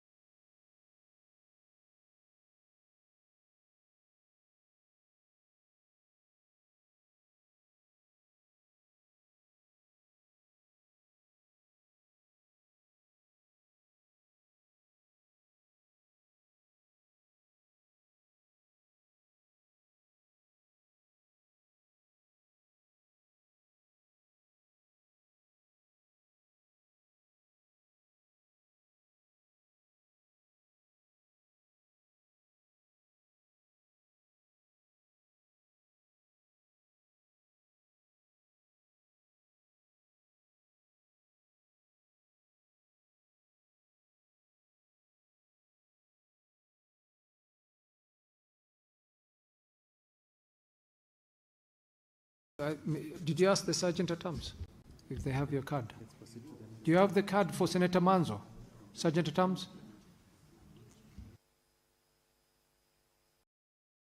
Honorable Senators, let's proceed to the next division. I put the question that clause 3, clause 4, clause 6, clause 7, clause 11, clause 13, clause 2 and the title be amended as proposed. You may now vote, Honorable Senators. Senator Eddy, vote.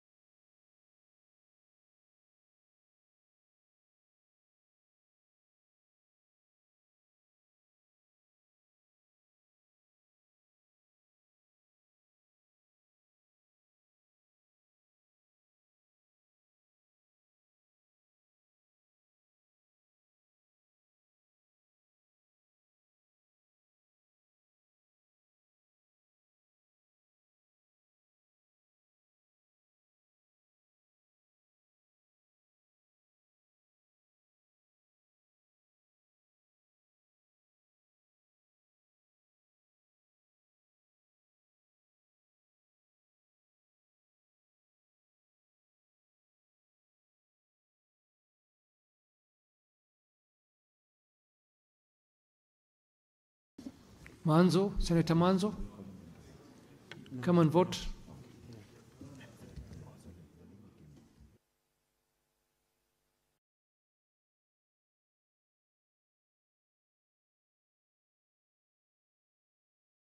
Senator Lelegwe, come and vote.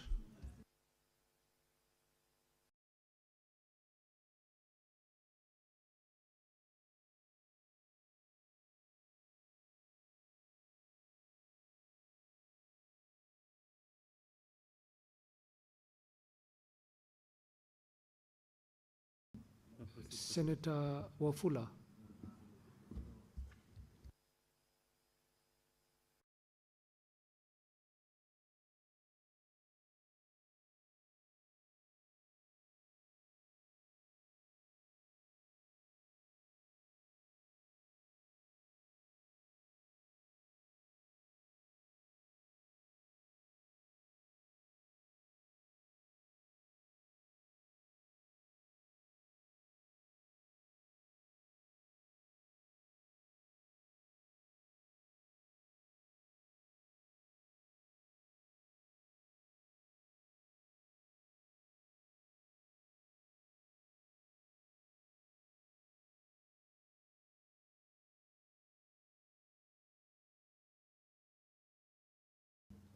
Honorable Senators,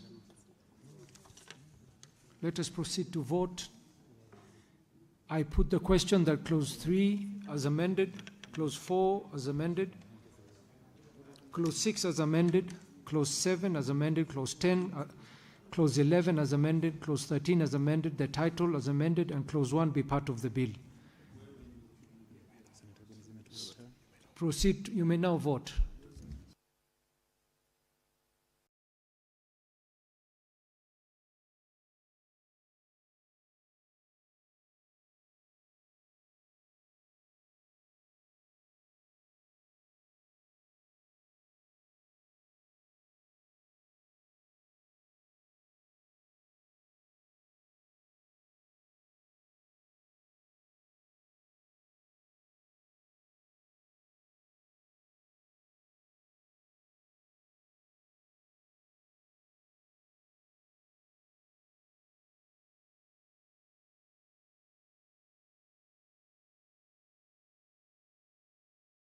Senators, please vote.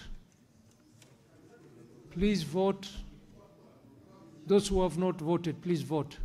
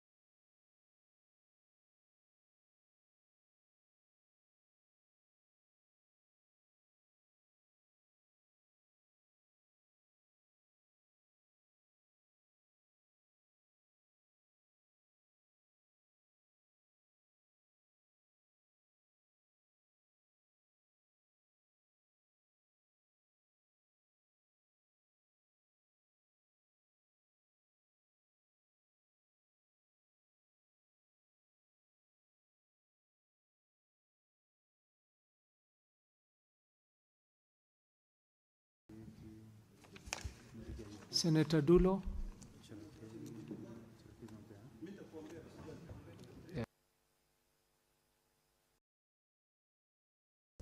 Senator Cheriot. You didn't vote.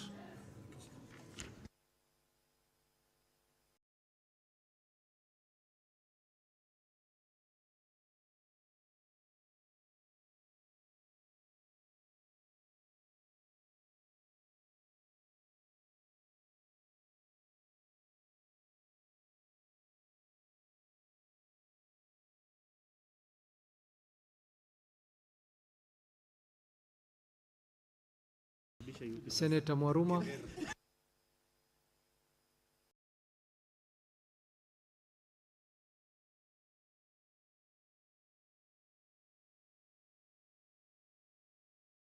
Senator Eddie Okech.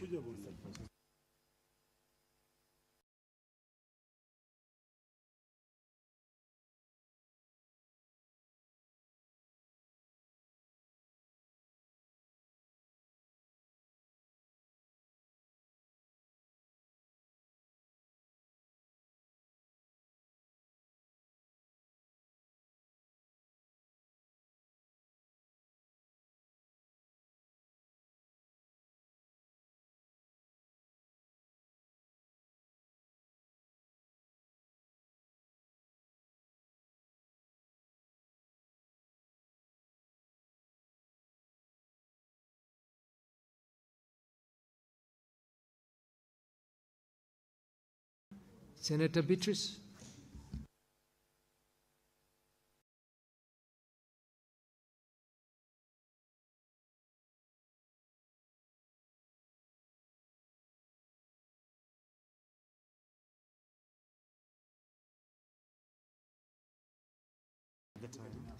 Senator Mofire. Senator Mofire.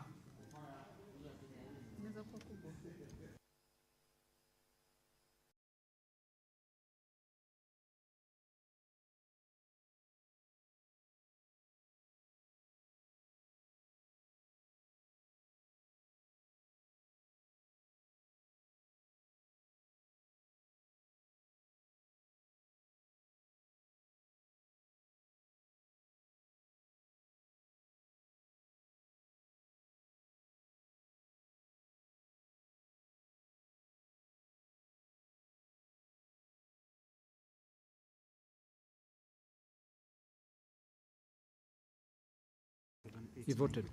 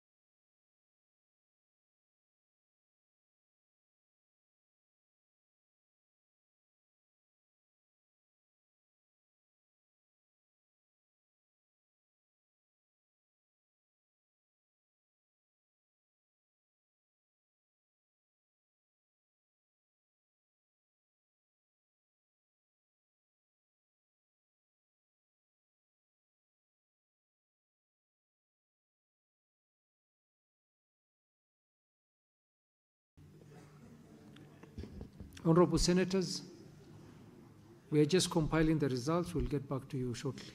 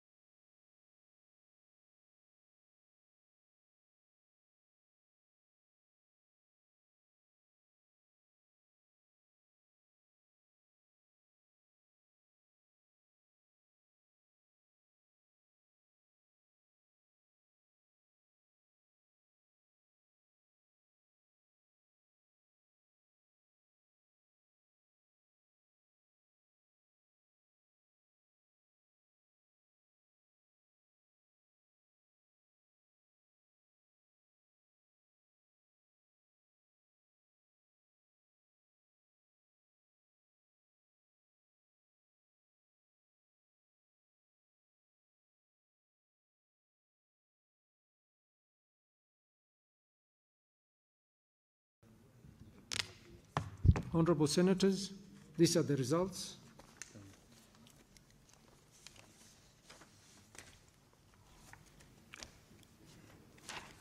Deletion clauses, the ayes 26, nays 0, abstention 0, the ayes have it.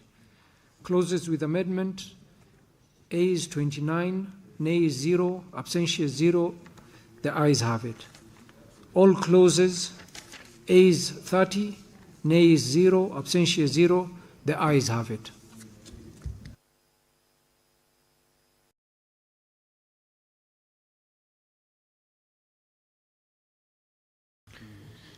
Senator Joyce Korir, calling you to report.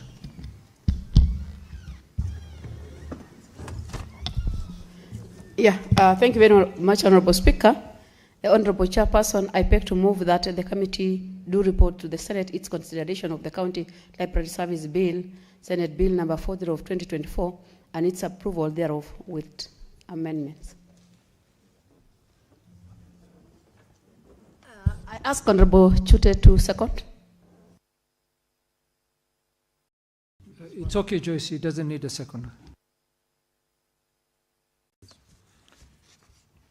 Honorable Senators, I put the question that the committee do report to the Senate its consideration of the County Library Service Bill, Senate Bills number 40 of 2024, and its approval thereof.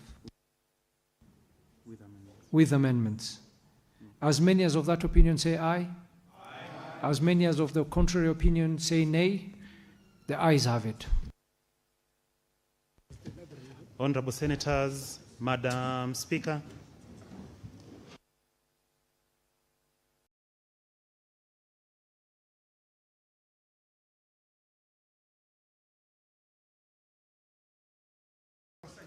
Honorable Senators, Mr. Speaker.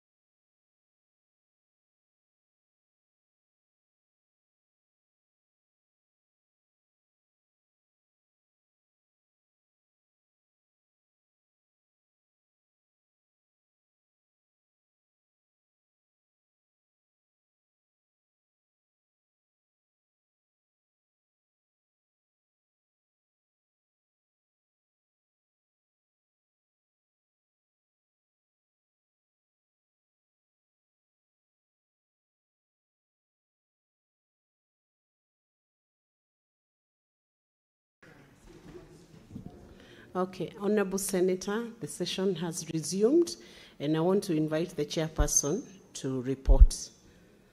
Senator Abdul Haji. Thank you, Madam Speaker.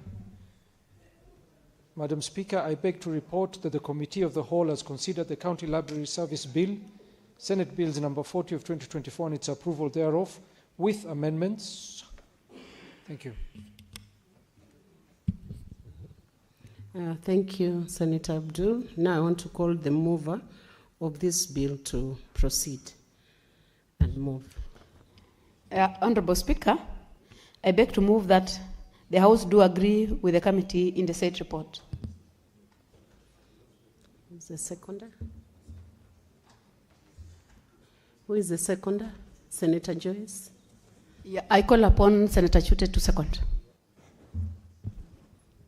I beg to second, Honorable Speaker. Thank you, Senator Chute. I propose the question that the House do agree with the committee in the said report. I put the question that the House do agree with the committee in the said report. As many as are of that opinion say aye.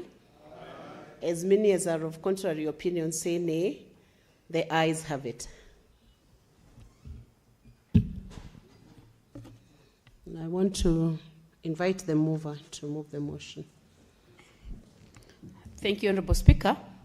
I beg to move that the County Libraries Bill, Senate Bill number 40 of 2024, be now read at that time. Who is the seconder? I ask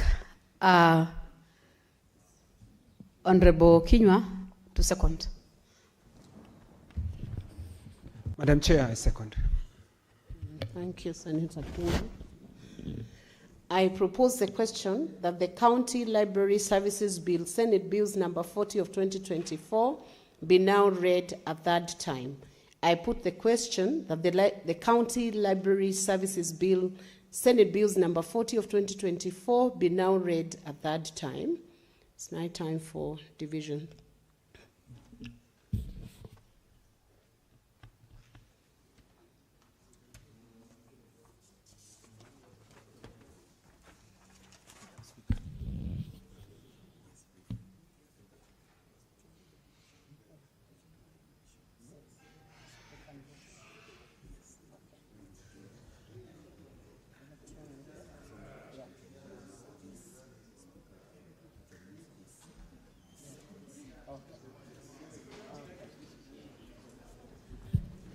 Honorable Senators, we are now proceeding to division, so I will request you to log out and log back in, ready to move to the division part.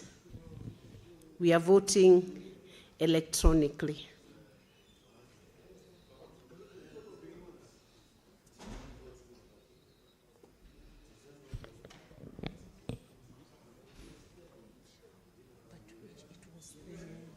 I think it was the county, but because this division now is different.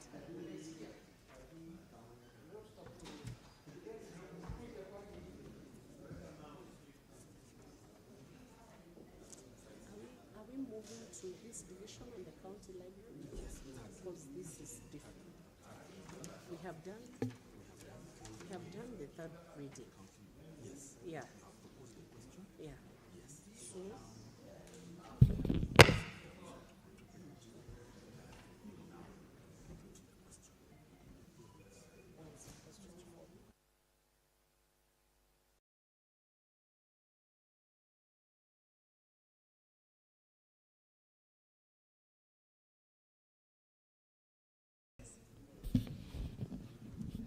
Honorable Senators, I put the question that the County Library Services Bill, Senate Bills number 40 of 2024, be now read at that time, and you may proceed to vote.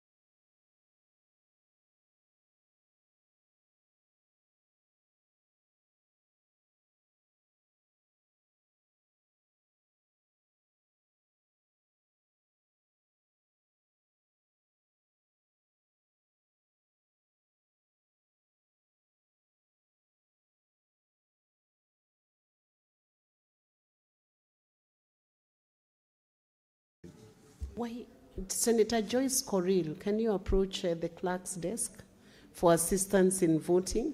Assisted voter, Bomet County.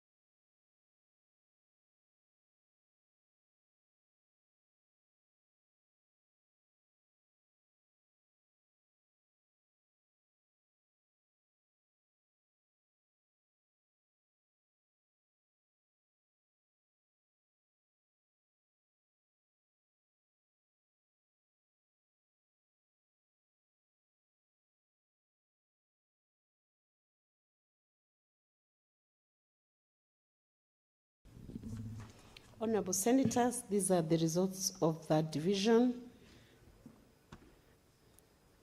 Ayes 29, nays 0, abstention 0. The ayes have it. A bill for an act of parliament to provide for the establishment of county libraries in each county, the establishment of a county library development committee in each county, the functions and powers of each county library development committee, and for connected purposes.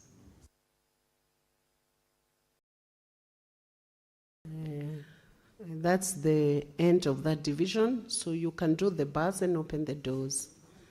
We can go back to the normal sequencing of the order paper, so I'll request the clerk to call out order number 5 on papers, Majority Leader. Order number 5, papers.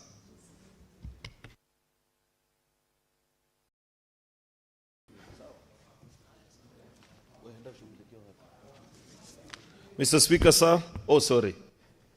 I hope I don't look like No. sir. You're too beautiful. Thank you for the compliment. Thank you. Madam Speaker, I beg to lay the following papers on the table of the Senate today, Wednesday, the 25th of February, 2026.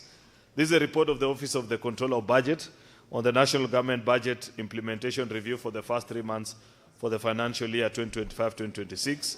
Reports of the Auditor General laid pursuant to Senate resolution on Tuesday, the 11th, 2025, on the referral of statutory instruments and papers submitted during the recess for the year ended 30th June 2025 on Biwasco Water and Sewerage Public Land Company, Lysamis Sub-County Level 4 Hospital, County Government of Marsabit, Isiolo Water and Sewerage Company, Isiolo Municipality, Gatundu Level 4 Hospital in Kiambu, Kianda 42 Level 4 Hospital in Nairobi, Kayole 2 Sub-County Level 4 Hospital in Nairobi, Makadara Level 4, Mama Lucy Kibaki Level 5 Hospital, County Government of Nairobi, Bahati Level 4 Hospital, County Government of Nairobi, Bahati Level 4 Hospital, County Government of Nairobi, Bumula B Sub-County Hospital, County Government of Busia, Nambale Sub-County Hospital, County Government of Busia, Cheptai Sub-County Hospital, County Government of Bungoma,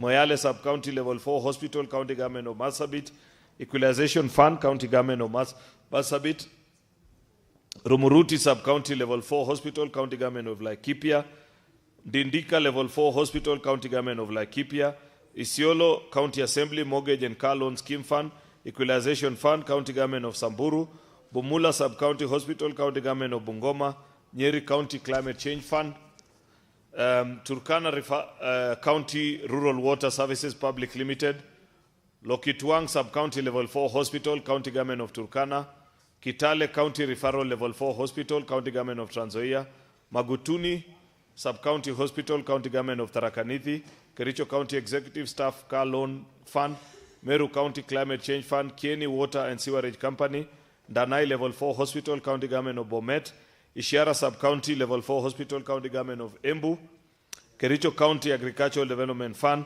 Kapkatet Level 4 Hospital, County Government of Kericho, Kericho County Emergency Fund, Kericho County Bursary Fund, Kajiado County Equalization Fund, Kilifi County Assembly Mortgage Scheme Fund, Mavoko Water and Sanitation Company, Nakuru Water and Sanitation Services Company Limited, Municipal Council of Machakos Water and Sewerage Company Limited, Homa Bay County Teaching and Referral Hospital, County Government of Homa Bay, Wajir County Revolving Fund, Mandera Municipality, County Government of Mandera, Kirinyaga County Climate Change Fund, Kirinyaga County Education Bursary Fund, Karatina Sub-County Hospital, County Government of Nyeri, Kirinyaga County Emergency Fund, Trans Nzoia County Nawiri Fund, Mtito Andei Level 4 Hospital, County Government of Makueni, Dadaab Sub-County Hospital, County Government of Garissa, Elwak Water and Sewerage Company, Habaswein Sub-County Level 4 Hospital in Wajir, Equalization Fund, County Government of Mandera, Baringo County Youth and Women, Demonstration Farm Fund in Kisii, Wajir Water and Sewerage Company, Tabaka Sub-County Referral Hospital in Mandera, Gusii Water and Sanitation Company, Kwale Water and Sewerage Company Limited, Kenya Medical Research Institute, Sibo Water and Sanitation Company Limited, Kilifi County Assembly Members Mortgage and Car Loan Scheme Fund, Baringo County Micro and Small Enterprise Fund, Kitui County Executive Car Loan and Mortgage Fund for 15 months period ended 30th June 2025, Kadhiani Water and Sanitation Company Fund, Nakuru County Enterprise Fund, Mama Rachel Ruto Maternity Hospital, County Government of Uasin Gishu, Wamba Sub-County Hospital, County Government of Samburu, Elgeyo Marakwet County Assembly Revolving Fund, Ongata Rongai Sub-County Hospital, County Government of Kajiado, Nanyuki Water and Sanitation Company, Kakamega County Assembly Loans Fund, Iten Tambach Water and Sewerage Company Limited, Tana Athi Water Development Agency, Dithini Level 4 Hospital, Machakos County Government, Cheranganyi Marakwet and Water and Sanitation Company, Nandi County Assembly Scheme Fund, Uasin Gishu District Hospital, County Government of Uasin Gishu, Nanyuki Teaching and Referral Hospital, Laikipia County Government, Equalization Fund, Laikipia County, Kapsabet Municipality, Nandi County Government, Kapsabet Nandi Water and Sanitation Company, Rukanga Water and Sanitation Company Limited, Kirinyaga County Agricultural Institutions Revolving Fund, Nyandarua County Emergency Fund, Nyeri County Executive Car Loan and Mortgage Scheme Fund, Matungulu Kangundo Water and Sewerage Company Fund, Ololeza Water and Sewage Company Fund, Kirinyaga County Alcohol Drink Substance Abuse, Muranga Level 4 Hospital, County Government of Muranga, Mukurueine Sub-County Level 4 Hospital in Nyeri, Narumoru Water and Sanitation Company Limited. I thank you, Mr. Speaker.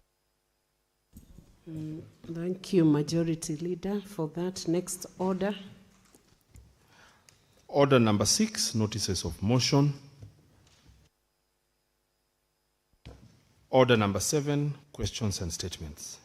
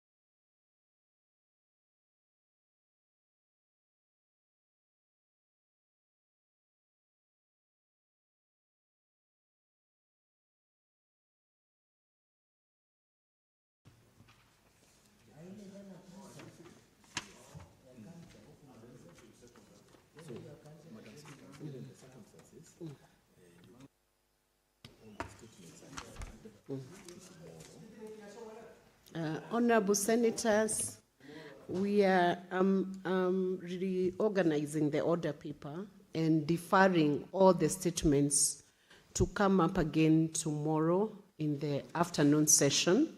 So I'll ask the clerk to call the next order. Please call order number 25 on the culture bill.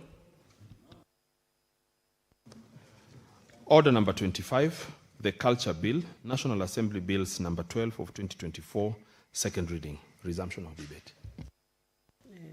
Majority Leader, you had a remainder of 52 minutes. I hope you do not intend to use all of them. No, I had actually finished. Share them Madam with Speaker. the seconder.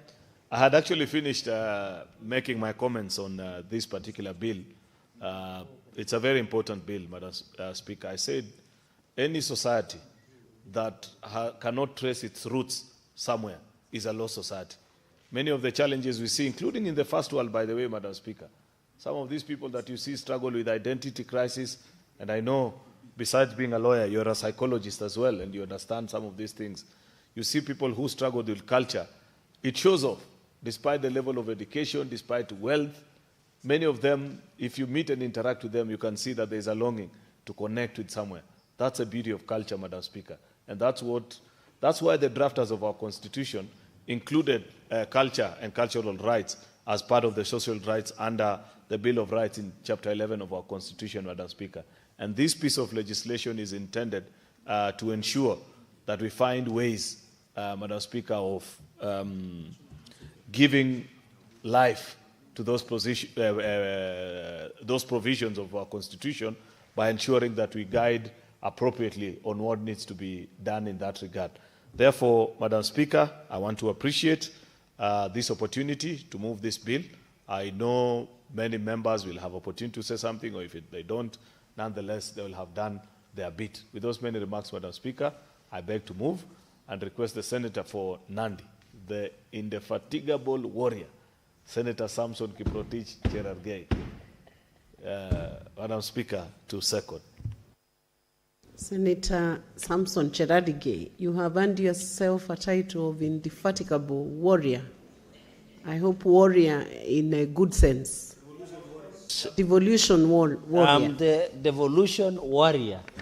And I am saying, I need to, if you have seen the majority leader has acknowledged, as I second the bill, then I might also be a majority leader or a bigger person in future.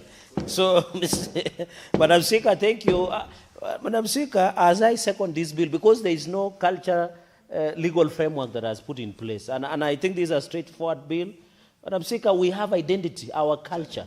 The culture defines who we are. It's a set of values, it's a set of moral issues, Madam Speaker, and the definition, the lifestyle, social interactions, social group, its value systems, traditions, beliefs, language, ideas, customs, code, institutions, works of art, rituals, and ceremonies, Mr. Speaker. Madam Speaker, you remember the other day, and I'm happy that the distinguished senator of Kakamega is here with us. Because when I was thinking of seconding this bill, the culture bill, I remember when, unfortunately, my condolences, unfortunately we lost the former MB of Lugari, Honorable Cyrus Jirongo. I had to follow online the distinguished senator of Kakamega performing serious ceremony as he went to view the body of the late Honorable Cyrus Jirongo. And I was amazed by the unique culture of the Luya nation, the Mulembe nation. I saw him taking bulls, celebrating. You know, I was amazed on how Senator Kalwale was able, Madam Speaker, to do it. And I don't know whether, Madam Speaker, you had opportunity of watching. I had to watch the whole of it. And that is, this was a doctor.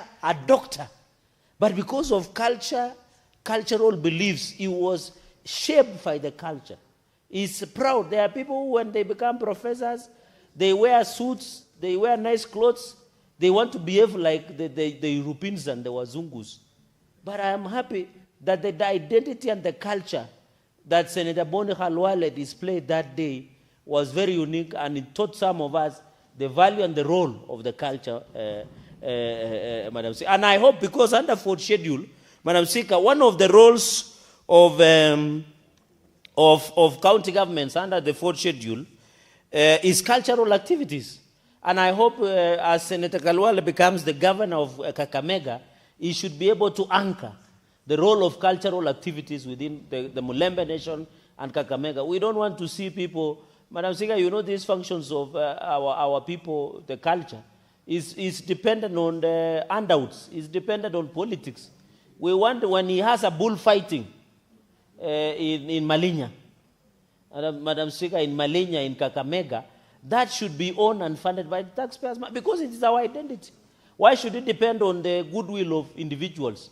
I hope that is the bullfighting. We have seen even in Vihiga, Madam Speaker, those ceremonies being done. Madam Speaker, you remember even when we lost Kijana Wamalwa, and many other aspects, Madam Speaker, you could see. I think the funeral ceremony shows more. And Madam Speaker, you are aware we also lost the former Prime Minister, Raila Amolo Odinga. We still condole with the family, and we know this is the leader that we have ever had. And you know, many people visited Jaramogi Kakango. And even us, as a community, we had to take cows to celebrate or to mourn with the family, Madam Speaker. And we were told, And I know I met the Mulembe Nation. I don't know, I saw Senator Kalwale came after to condole with the family. And when we were told, Madam Speaker, to take the cows or the cattle to mourn, we were supposed to go chanting, saying, Joey, Joey, Joey, Madam Speaker. So we had to, and a spear, Madam Speaker, and some regalia. And we were told that is terrible or something, Madam Speaker. We were doing that. I don't know, I know Senator Kalwale is an expert. And I hope, Madam Speaker, it is possible in our standing orders to amend and use, instead of debating, we use even a show or we dramatize. This bill would be better explained by the Senator of Kakamega. We would have allowed him to perform what he just performed a few months ago so that we can understand. But I'm saying, even in my culture, whenever young people are going to the Are you sure you want that torch he was holding to come to the Senate? Anyway, proceed. But I'm saying, but my only worry is that I never knew there is a culture who had known a torch. You know, that's the only thing I wanted to ask Senator Kalwale, is that I have not had time to sit with him. But by the time, Madam Speaker, if I'm not wrong, Senator Kalwale, through the Speaker, I thought that torch is now off. Is it off with some individuals? Maybe he will tell us when he will be supporting the bill. Because he was carrying the torch, and he said he was exposing the killer. So I hope, or the torch is still on. I'm told by the time it's switched off with individuals who might have committed that offense, Madam Speaker. Even in my culture, Madam Speaker, we have initiation ceremonies, we have weddings, we have rituals, Madam Speaker. You have seen in our cultures, whenever somebody loses or in some sense you steal, Madam Speaker, you have seen even in areas where somebody steals and there are some rituals performed, people are killed, there are rituals that are performed. These are part and culture of our society. Even as we have elaborate, I think all the African cultures have elaborate. To be a man, in my culture, you have to have gone to the ceremony of the home or the traditional initiation ceremony. There are stages, life stages of a man. When you are, or a woman, when you are being born, Madam Speaker, there is a stage, you are given a name, identity, which is recognized by the Constitution. There are process that is performed. We have mixed Christianity or religion with culture, Madam Speaker, and you are aware. Because when we are being born in the villages, my name essentially, for example, means, my real name, Kiprotich, means that I was born in the evening, like now when the cows were being brought home. So everything, and one of your clerks, Cherop, was born when it is rainy season like this. So it has a meaning. It has a particular meaning. And I think all names, even where you come from, although it's more matriarchal society, House of Mumbi, Nyumba ya Mumbi, Andoa Itu, Nyumba ya Mumbi, the famous Mount Kenya, they are associated. When you go to Western, they have elaborate ways, and that one is developing. Madam Speaker, and I think, Madam Speaker, as I go to the fourth point, because I have only 6 points, is that I think the African values and cultures were very good. Because one, when you go through initiation ceremony, you are taught how to be responsible, especially in my culture. How to be a man, how to take care of a home, how to take care of cows, how to behave decently, how to be respectful. In fact, in my culture, respect is equated to many things, and quote unquote, Madam Speaker, is respect is equated to a cow because it symbolizes life, Madam Speaker. They quote unquote, that is what they normally say, Madam Speaker. To translate loosely, respect is equal to a cow, which is a symbol of respect and life. So essentially, those values. Now we are being told we are Western. You know, you could not see even, Madam Speaker, even this culture that come upon, like, for example, what we are seeing, LGBTQ, the issue of gayism, the issue of lesbianism, Madam Speaker, it was never there in our culture. Because as we respect sanctity of life, Madam Speaker, we know family, and I'm happy this Constitution says family is between a man and a woman. The degeneration of values of society is courtesy that we have imported too much on the Western culture, beliefs and ideas and values until we have thrown away. That is why you are seeing issues that we have never seen. And I agree with President Museveni. Because he asked a question, if you are gay, if there is a proof that you can come up with life, then he will allow gayism in Uganda. You have shown a West Africa country, or was it Senegal, that they have now introduced 10 years. These are alien values that were never there, Madam Speaker. Because how can a man leave beautiful ladies and girls and women and go for another man, which we have never, it is not part of the culture that we are talking about, Madam Speaker. So counties also, we must call. I don't want when the people of Mount Kenya, I've read the book Facing Mount Kenya, and I was reading the book, It's Our Turn to Eat by John Kitongo. There's another one, Facing Mount Kenya, Madam Speaker. We want, when the House of Mumbi wants to meet, there is a legal framework, they can engage, we can ensure the values are protected, Madam Speaker. I hope one day we will have a library that the children of House of Mumbi can go and study about the Kikuyu. Can go to Koitalel, Madam Speaker, you are aware. We have Koitalel Mausoleum in Nandi Hills, Nandi Hills Town, Nandi County. My people of Nandi can go and study the values, the beliefs, the ceremonies, the rituals that the people of Nandi believed in. Equally to other Kalenjin sub-tribes, equally to the Mulembe nation, the Luyas. Madam Speaker, they can go and study what do they believe in. And when you look clearly at those value system of our communities, Madam Speaker, you will be surprised that there are more order. There was order age group. Madam Speaker, even in my culture, there is age sets. Madam Speaker, for example, me, I'm an age set of Kimnyike. The president is an age set of Kablelajek, which initiated some of us. There is my father age group is called, the name is disappearing, Kablelaj. There is also the Kimnyike. So that is set, ensure there is respect. And that is why whenever we engage, you cannot go beyond your elder in terms of the age set. And I think also the Mulembe nation, the Akikuyu, among other communities, even to the coastal communities, even northern part, Madam Speaker. So this issue of culture, we need also to recognize the role of cultural persons, the custodians. Madam Speaker, we struggle. When wazee, old men and women, who are the custodian of culture, and I'm happy, I think Meru have a very elaborate Jurinjeke, the Kikuyu and Nyumbaitu, they have also a house of elders or house, people who are custodians of the practitioner of the traditions.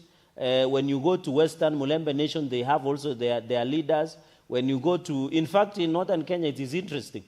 They are the ones who decide who becomes a leader in that particular community. Even in my culture, there is Miot Council of Elders. Those Kalenjin, the law recognizes that them are called cultural practitioners. So that, Madam Speaker, we also, these people also, some of them are professional, some of them participate in circumcision, in rituals and many others, so that they can be recognized and be able to ensure the protection of manuscripts, buildings and architectural designs, products of archaeological excavation. There is a place in Nandi called Sheu, somewhere, Madam Speaker, in Nandi Hills. Madam Speaker, it is interesting that when you are gotten too old and you think death has forgotten you, when you are too old, you can't move, you can't eat, you no longer have teeth. We had a place in Nandi Hills called Shau. So when you think death has forgotten about you, you request to be taken and then be thrown over the cliff and then you die.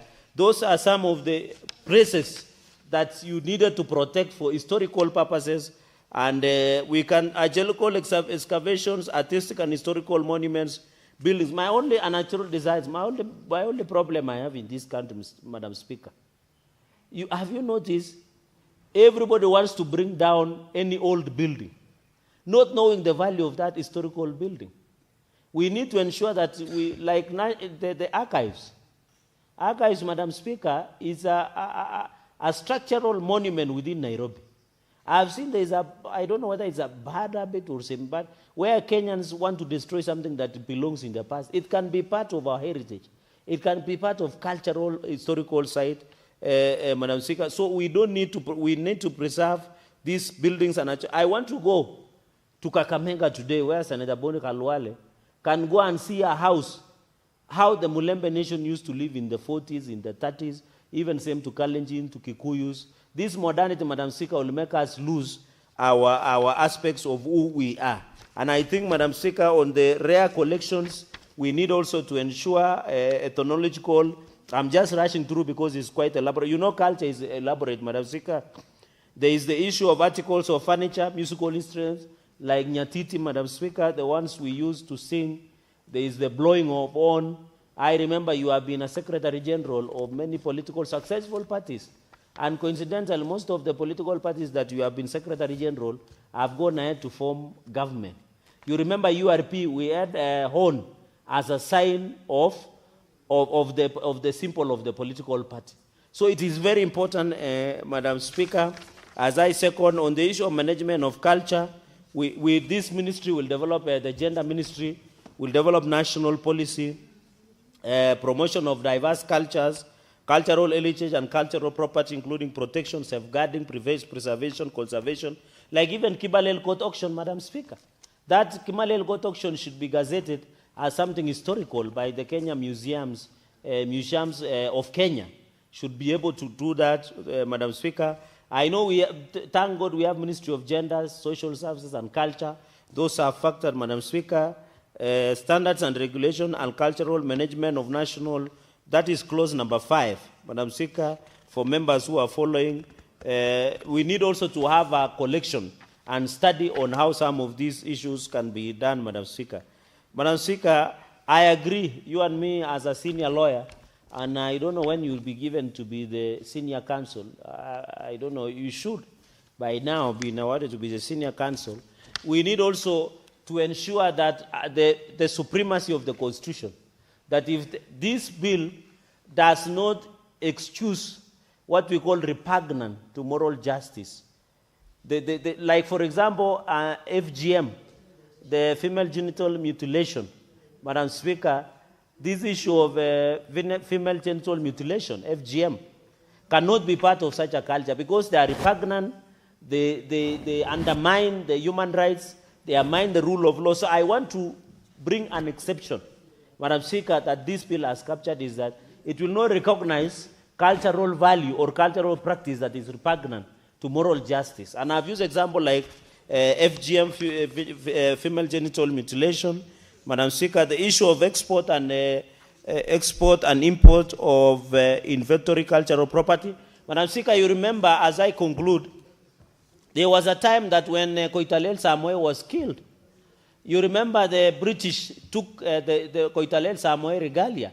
It was after when President Kibaki came into power 2003 that the regalia and the artifacts of the late Koitalel Samoe came back, that those were brought back. So we need anything, any artifacts, any regalia that was illegally taken by the British government to the United Kingdom be returned back.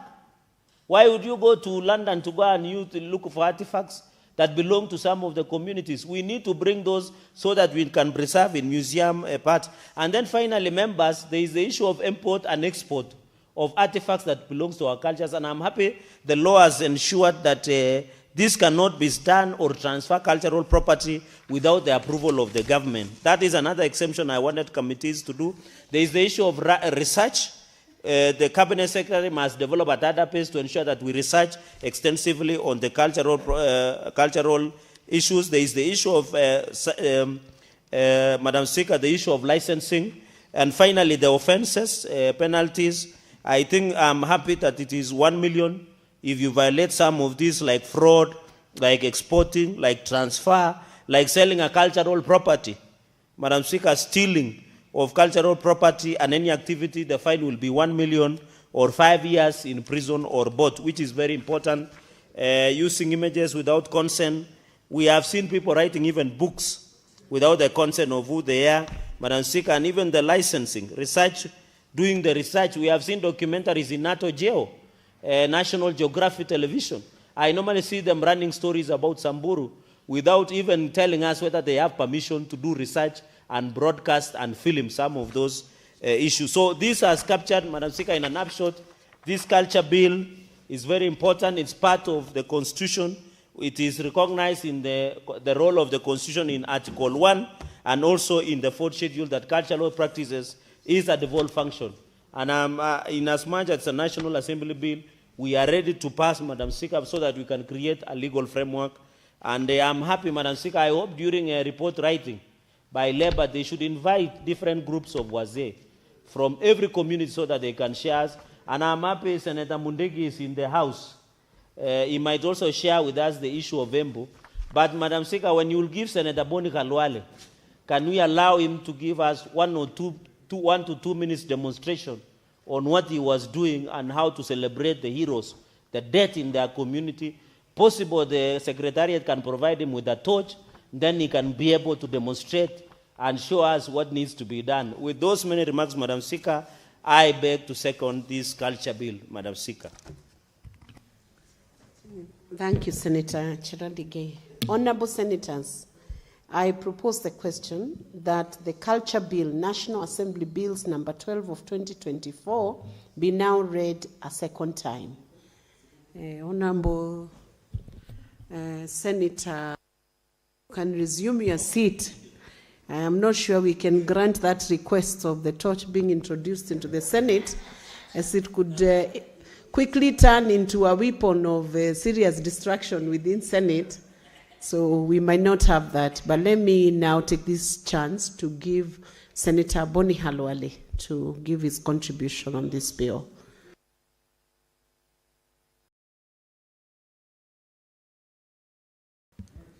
Honorable Speaker, I take this to be a very big privilege that the records of Parliament, the Hansard, will show that when this bill was being enacted into law, I made a contribution because I believe in culture and I believe in the diversity of the cultures of the people of Kenya.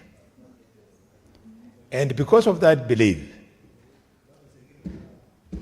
Madam Speaker, many times I disagree with fellow professional colleagues and people of letters on how they become experts of explaining the culture of other communities.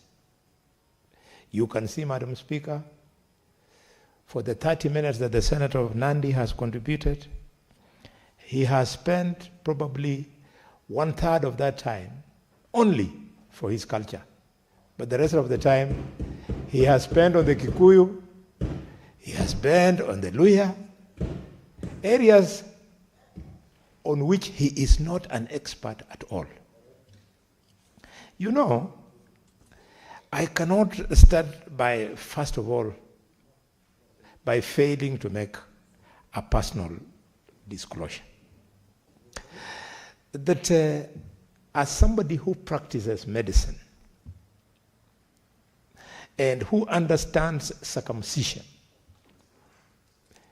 of men, I take a lot of offense when I see people berate the Kuria, my cousins, the Kisi, my cousins, the Kikuyu, my distant cousins, and the Kamba, my distant cousins, for the practice of circumcision of their girls. We should be asking them, why and how do they do it? Why I take this offense is because, Honorable Speaker, if you came to Kakamega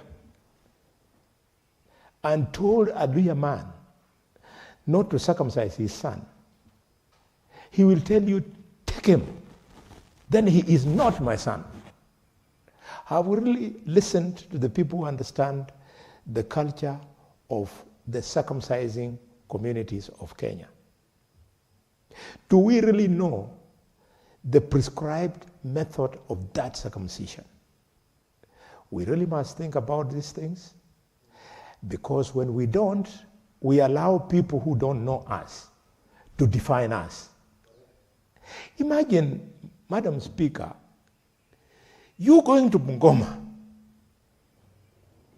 and telling a Luhya father that his son is a homosexual and therefore he should be tolerant. You are saying this because of the many things you people call under this constitution of the rights of expression, the right of choice, the rights of blah, blah, blah, blah.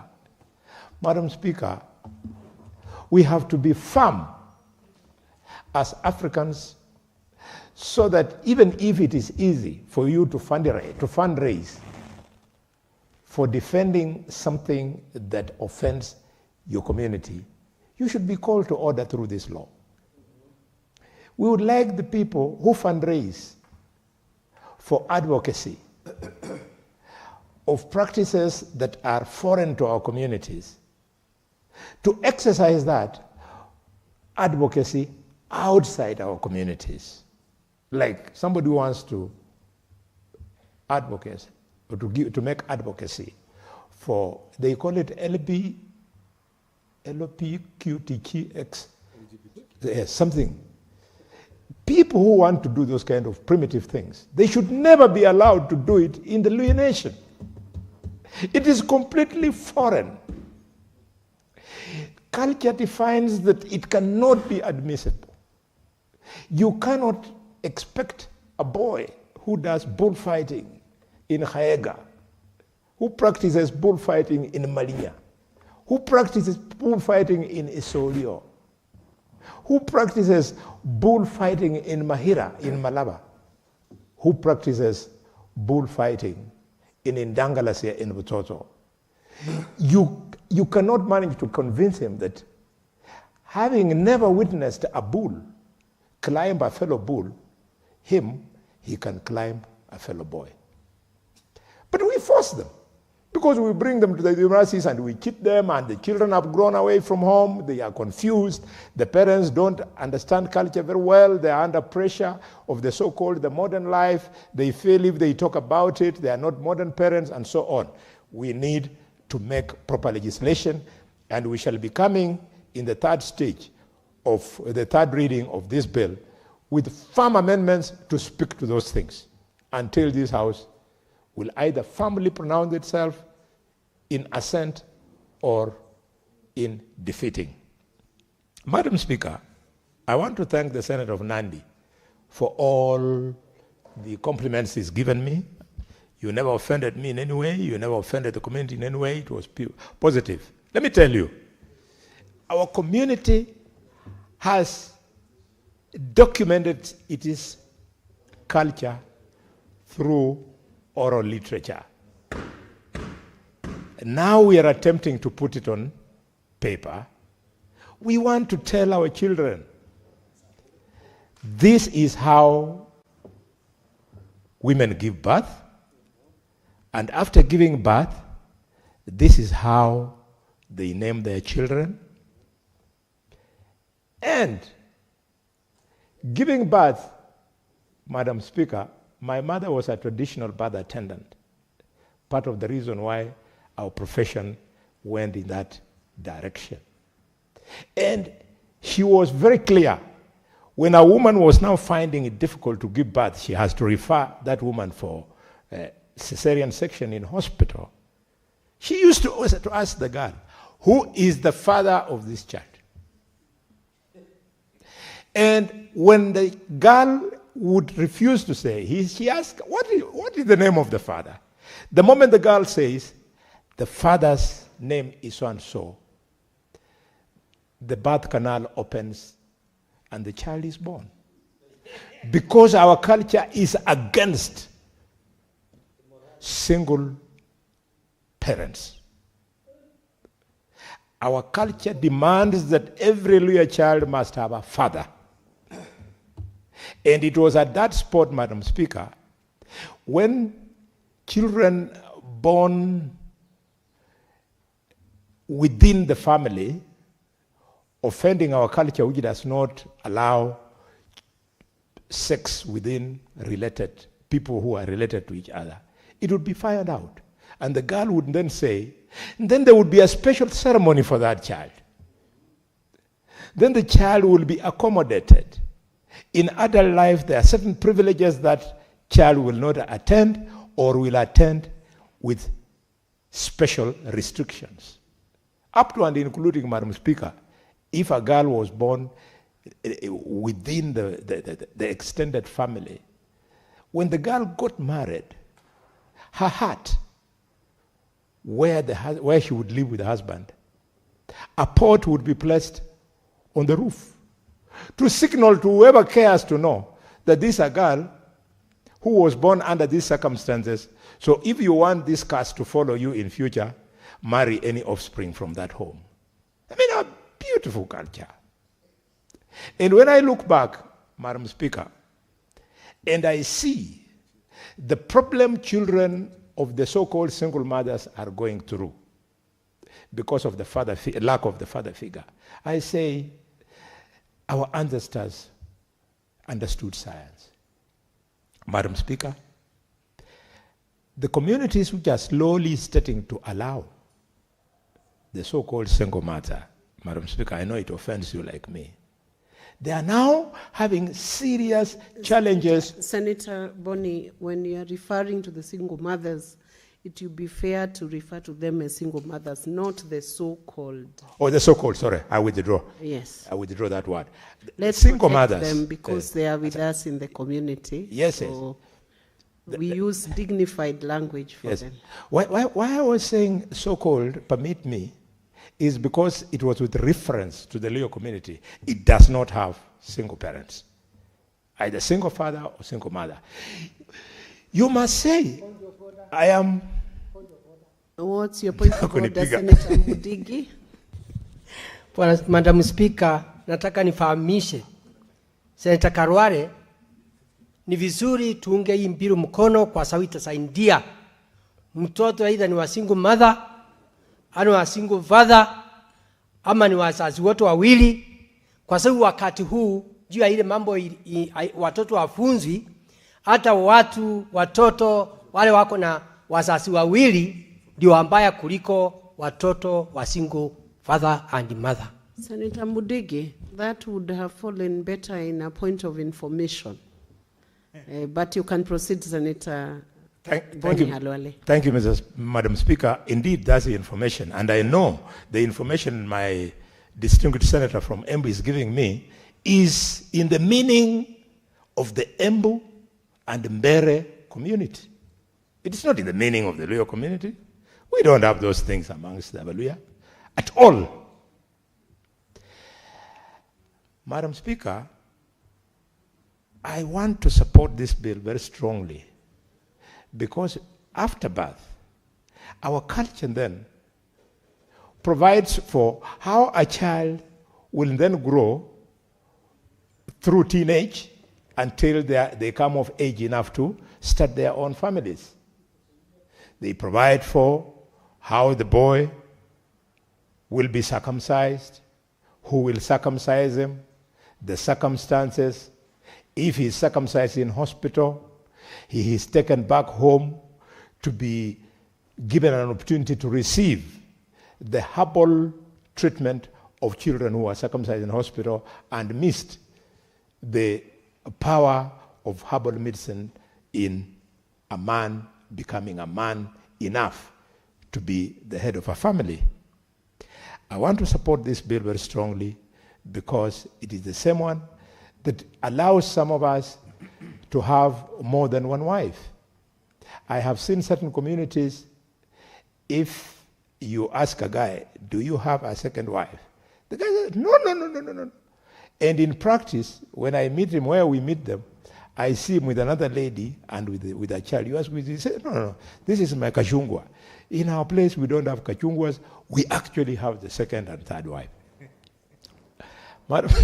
Madam Speaker, these people who are suffocating, they then create a lot of problems for nothing.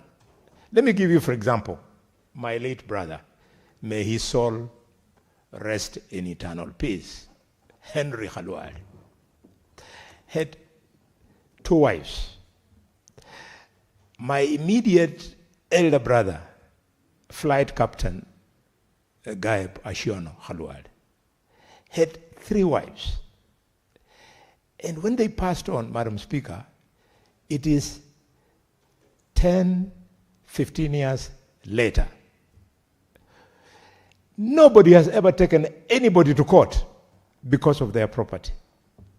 And both of them, Madam Speaker, did not leave a will. They did not even have an administrator. Culture just defined, because they are gone and I'm the only surviving uncle of these children, what I say passes for law. So I told this one, plot number so-and-so will be yours, this one will be yours, wife number 1, you'll get the car, wife number 2, you'll get the motorbike, and that's it. Because of the power of culture. This man, people west in courts for 30 years because they are fighting over family land, can be very well sorted out through cultural practices, and I'm glad the Constitution is very clear. It says that cultural practices and provisions of the culture must be recognized when family property is being divided. This is something very positive, and because my brother, young Chimera from Kwale, would like to contribute, and I can see time has gone, I want to stop there and go and work on my amendments to make the bill even better. I support. Over to you, Chimera. And thank you, Senator Boni. You do not have powers to assign Chimera an opportunity, Senator Chimera an opportunity to speak. But I now invite Senator Raphael Chimera to make his contribution to this bill. Thank you, Madam Speaker, for this opportunity. Madam Speaker, I listened to my good friend, he's like a father to me, Senator Boni Halwale from Kakamega, the bullfighter himself. And I didn't know this habit, the character of him having more than one wife is in the family, so to speak. Now, I'm afraid I will not be sitting next to him. I might end up suffering from that habitual deficiency, Madam Speaker. Madam Speaker, I rise in support of this bill, being Bill number 12 of 2024 from the National Assembly. And let me begin by first appreciating and commending the National Assembly, most particularly the mover and the sponsor of this bill at the National Assembly level, Madam Speaker. To that much Honorable Kimani Shungwa, to my brother, may history judge you fairly. This is a very important bill, and I am very proud, Madam Speaker, that I was alive and I was in the Senate when such a bill came to the floor of the House that basically seeks our support as legislators, Madam Speaker. Madam Speaker, if you look at a community known as the Maasai community, Madam Speaker, they are well known for their rich and very deep-rooted cultural practices, cultural beliefs, and traditions, Madam Speaker. Madam Speaker, every foreigner who seeks to come to this country, Madam Speaker, you'd realize the first port of call will be visiting the Maasai region. And I wish Senator Ledama Olekina was here from Narok, and my good friend Senator Ole Seki from Kajiado. I understand that senator is perhaps busy propagating some other form of politics out there. That's why he has no time to be here. But I know when he gets a chance, when the two of them get a chance, they will speak deeply about their culture and their community, Madam Speaker. And Madam Speaker, any foreigner who gets to the country would want to visit the Maasai, not necessarily to see the Big Five under the Masai Mara Conservancy, but also to appreciate and interact with the Ma culture, Madam Speaker.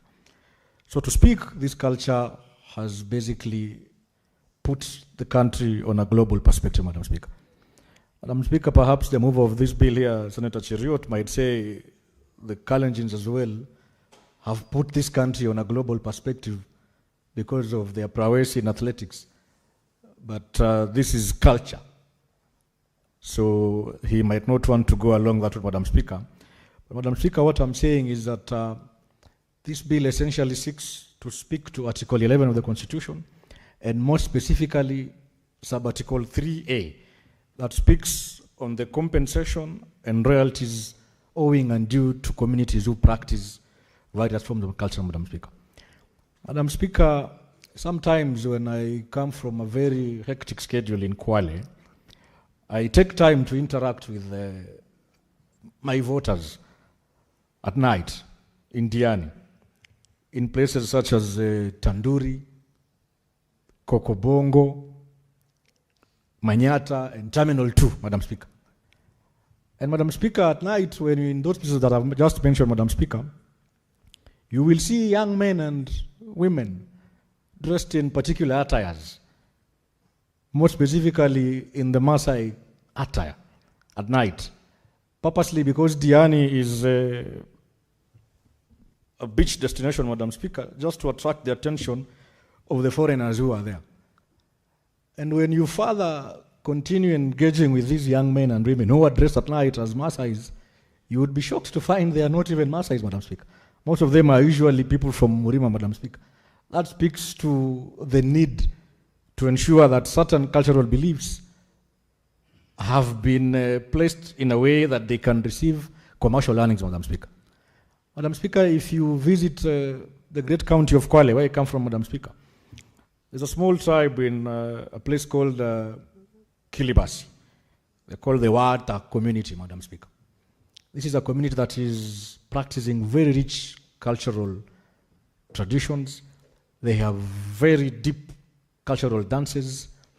They have a lot of artifacts that speak to their culture, Madam Speaker.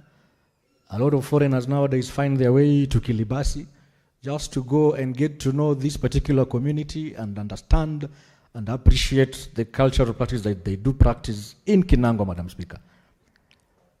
If you listen carefully to the Digo community in Kwale County that have for many years danced to Zigidigi, Mdundiko, and Sengenya dance, Madam Speaker, as well as the Duruma community with their Gozi dance from Vigurungani, Puma Ward in Kinango constituency, Madam Speaker, you'd realize there is now need to have and making sure that all these communities are able to benefit from these packages, Madam Speaker. Madam Speaker, I am happy now for the first time we are working towards making sure there is a proper legal framework within which communities that practice their culture, that believe in their culture, that are out there showcasing their culture, Madam Speaker, are able to benefit in terms of receiving compensation and royalties from what they do on a daily-to-daily basis as part of promoting their culture. And I'm happy that we are not just speaking about policy and ministry directives, but a legal framework within which these communities are able to benefit from the practice of their culture, Madam Speaker. Madam Speaker, with those very many and few remarks, Madam Speaker, I wish to strongly support this bill, and I wish to urge my colleagues to equally weigh in and support this particular bill, and hopefully it becomes law so that our community are able to access this compensation and this material benefit so that people can for the first time enjoy their true identity and their true cultural heritage in this country. I thank you, Madam Speaker. Senator Dan Manzo. Thank you, Madam Speaker. Madam Speaker, I'm very pleased to contribute on this very, very important bill. In fact, I've waited for it for a long time. And the culture is actually in the Constitution, and Article 11. And I think there's a misprint. They have talked of 11.3a, but it should be 11.2a. And this is to promote all forms of national and cultural expression through literature, the arts, tradition, celebrations, science, communication, information, mass media, publications, libraries, and other cultural heritage. Madam Speaker, the cultural heritage of any nation is very important. When we went for the Olympics in China in 2008, the president of China then addressed all foreigners in Chinese. And you are asked to get somebody who is near you to interpret for you if you didn't follow the president's speech. And you notice that from China to Arabia, to Israel, to Europe, to America, there are different cultures everywhere. But there are communities who are very cultural. Like if you go to South Africa, you find the Zulu are very cultural and have never abandoned their culture. And the Swahili saying goes, Mwachamila ni mtumwa. Therefore, this is very important. I come from the Kamba community, and they have Kamba customary law. They have, you know, almost every community have ways of dealing with many things. They have ways of dealing with marriage. There are cultural activities associated to it and law associated to marriage. Divorce, marriage and divorce. And divorce in Kamba culture, you know, you ordinarily, when you go to marry, you go with the 3 goats, one male, two male and 1 female. So that day you slaughter the male, so you leave a male and a female. And when you are asked in Kamba culture, when you want to divorce, the sort of goat you are supposed to return is impossible to find. Meaning in the Kamba culture, marriage is presumed to be permanent. And you'll take such trouble looking for this particular goat, maybe that we may give up at some point and make up with an estranged wife and the in-laws. Because even marriage is communal. It's like you belong to that particular clan you've been married to, and you know, the culture protects you. And when you look at that, Madam Speaker, when you're asked to look for a black goat with a white patch at the stomach, you may look for it for many years. And that's a culture which protects that community. There are many ways this culture, many artifacts with the Kamba culture, the way they did their guards, the way they did their traditional dances, the way there's so many things. And the protection of the property in a culture is important. The Maasai culture is most amazing.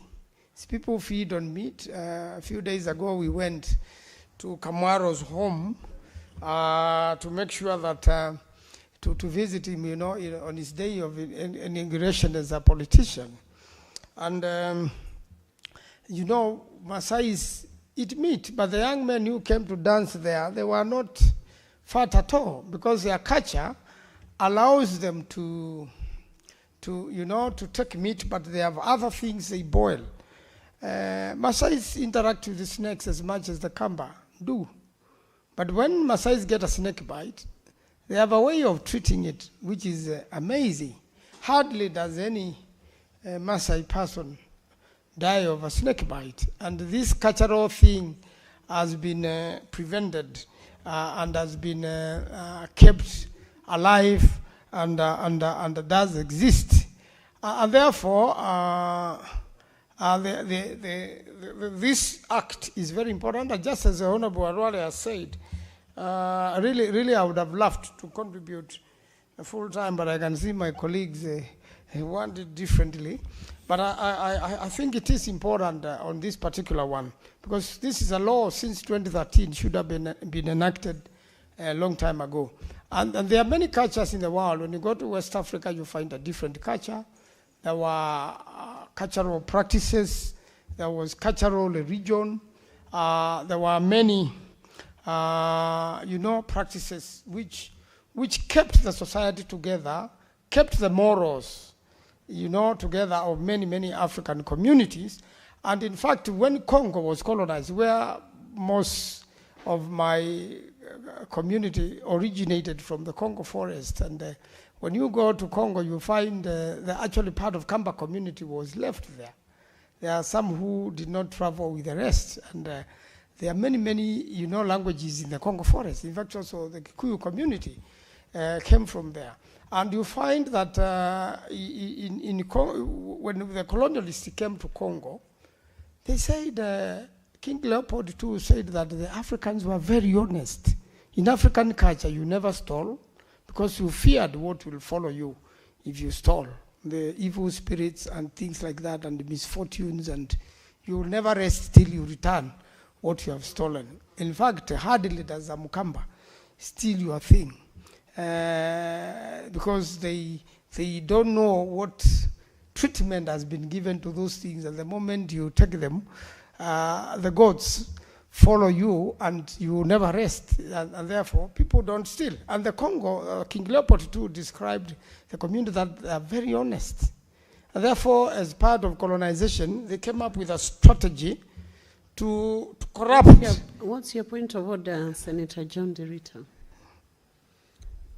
Bispika, nangoja ni kusikia kwa sababu nimesikia akisema kuhusu mbuzi ambao wameibiwa na vile ambavyo angerudishwa. Ningetaka kujua kwa sababu kuna kisiwa ya kwamba kuna jambo huwa nasikia kutoka kwa Kamba, pengine ataweza kutuelezea mambo ya kuhusu Kamute na Kibeti Dikaeka. Sijui inamaanisha nini. Pengine a point of information. Point of clarification, Madam Chair. Well, let me say that the Kamba culture had its own way of dealing with the evil people.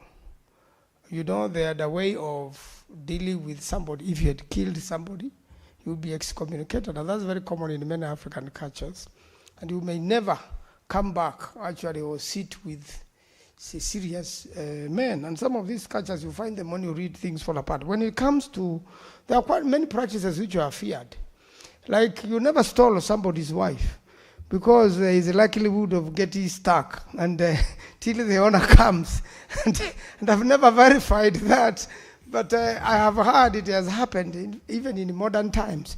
And you've got to pay a lot of money to be unlocked. So there were those many cultures. I don't know whether that's what you commonly call a kamuti or something. The kamuti thing is a way of prevention. It's something which is feared, that somebody has protected their things. They protect their wives, they protect their animals, they protect anything you take from that home. And in fact, they will call somebody who will come and make a threat and say, we are giving you 2 days to return what you have stolen, otherwise you will start eating grass. And it has happened, people who have started eating grass. Then I'll elaborate next time. Senator Manzo, you'll have a balance of 11 minutes when we resume this debate, this very interesting debate on the culture. Honorable Senators, it is now 6:30 p.m., time to adjourn the Senate. The Senate therefore stands adjourned until tomorrow, Thursday, 26th February 2026 at 2:30 p.m. Thank you.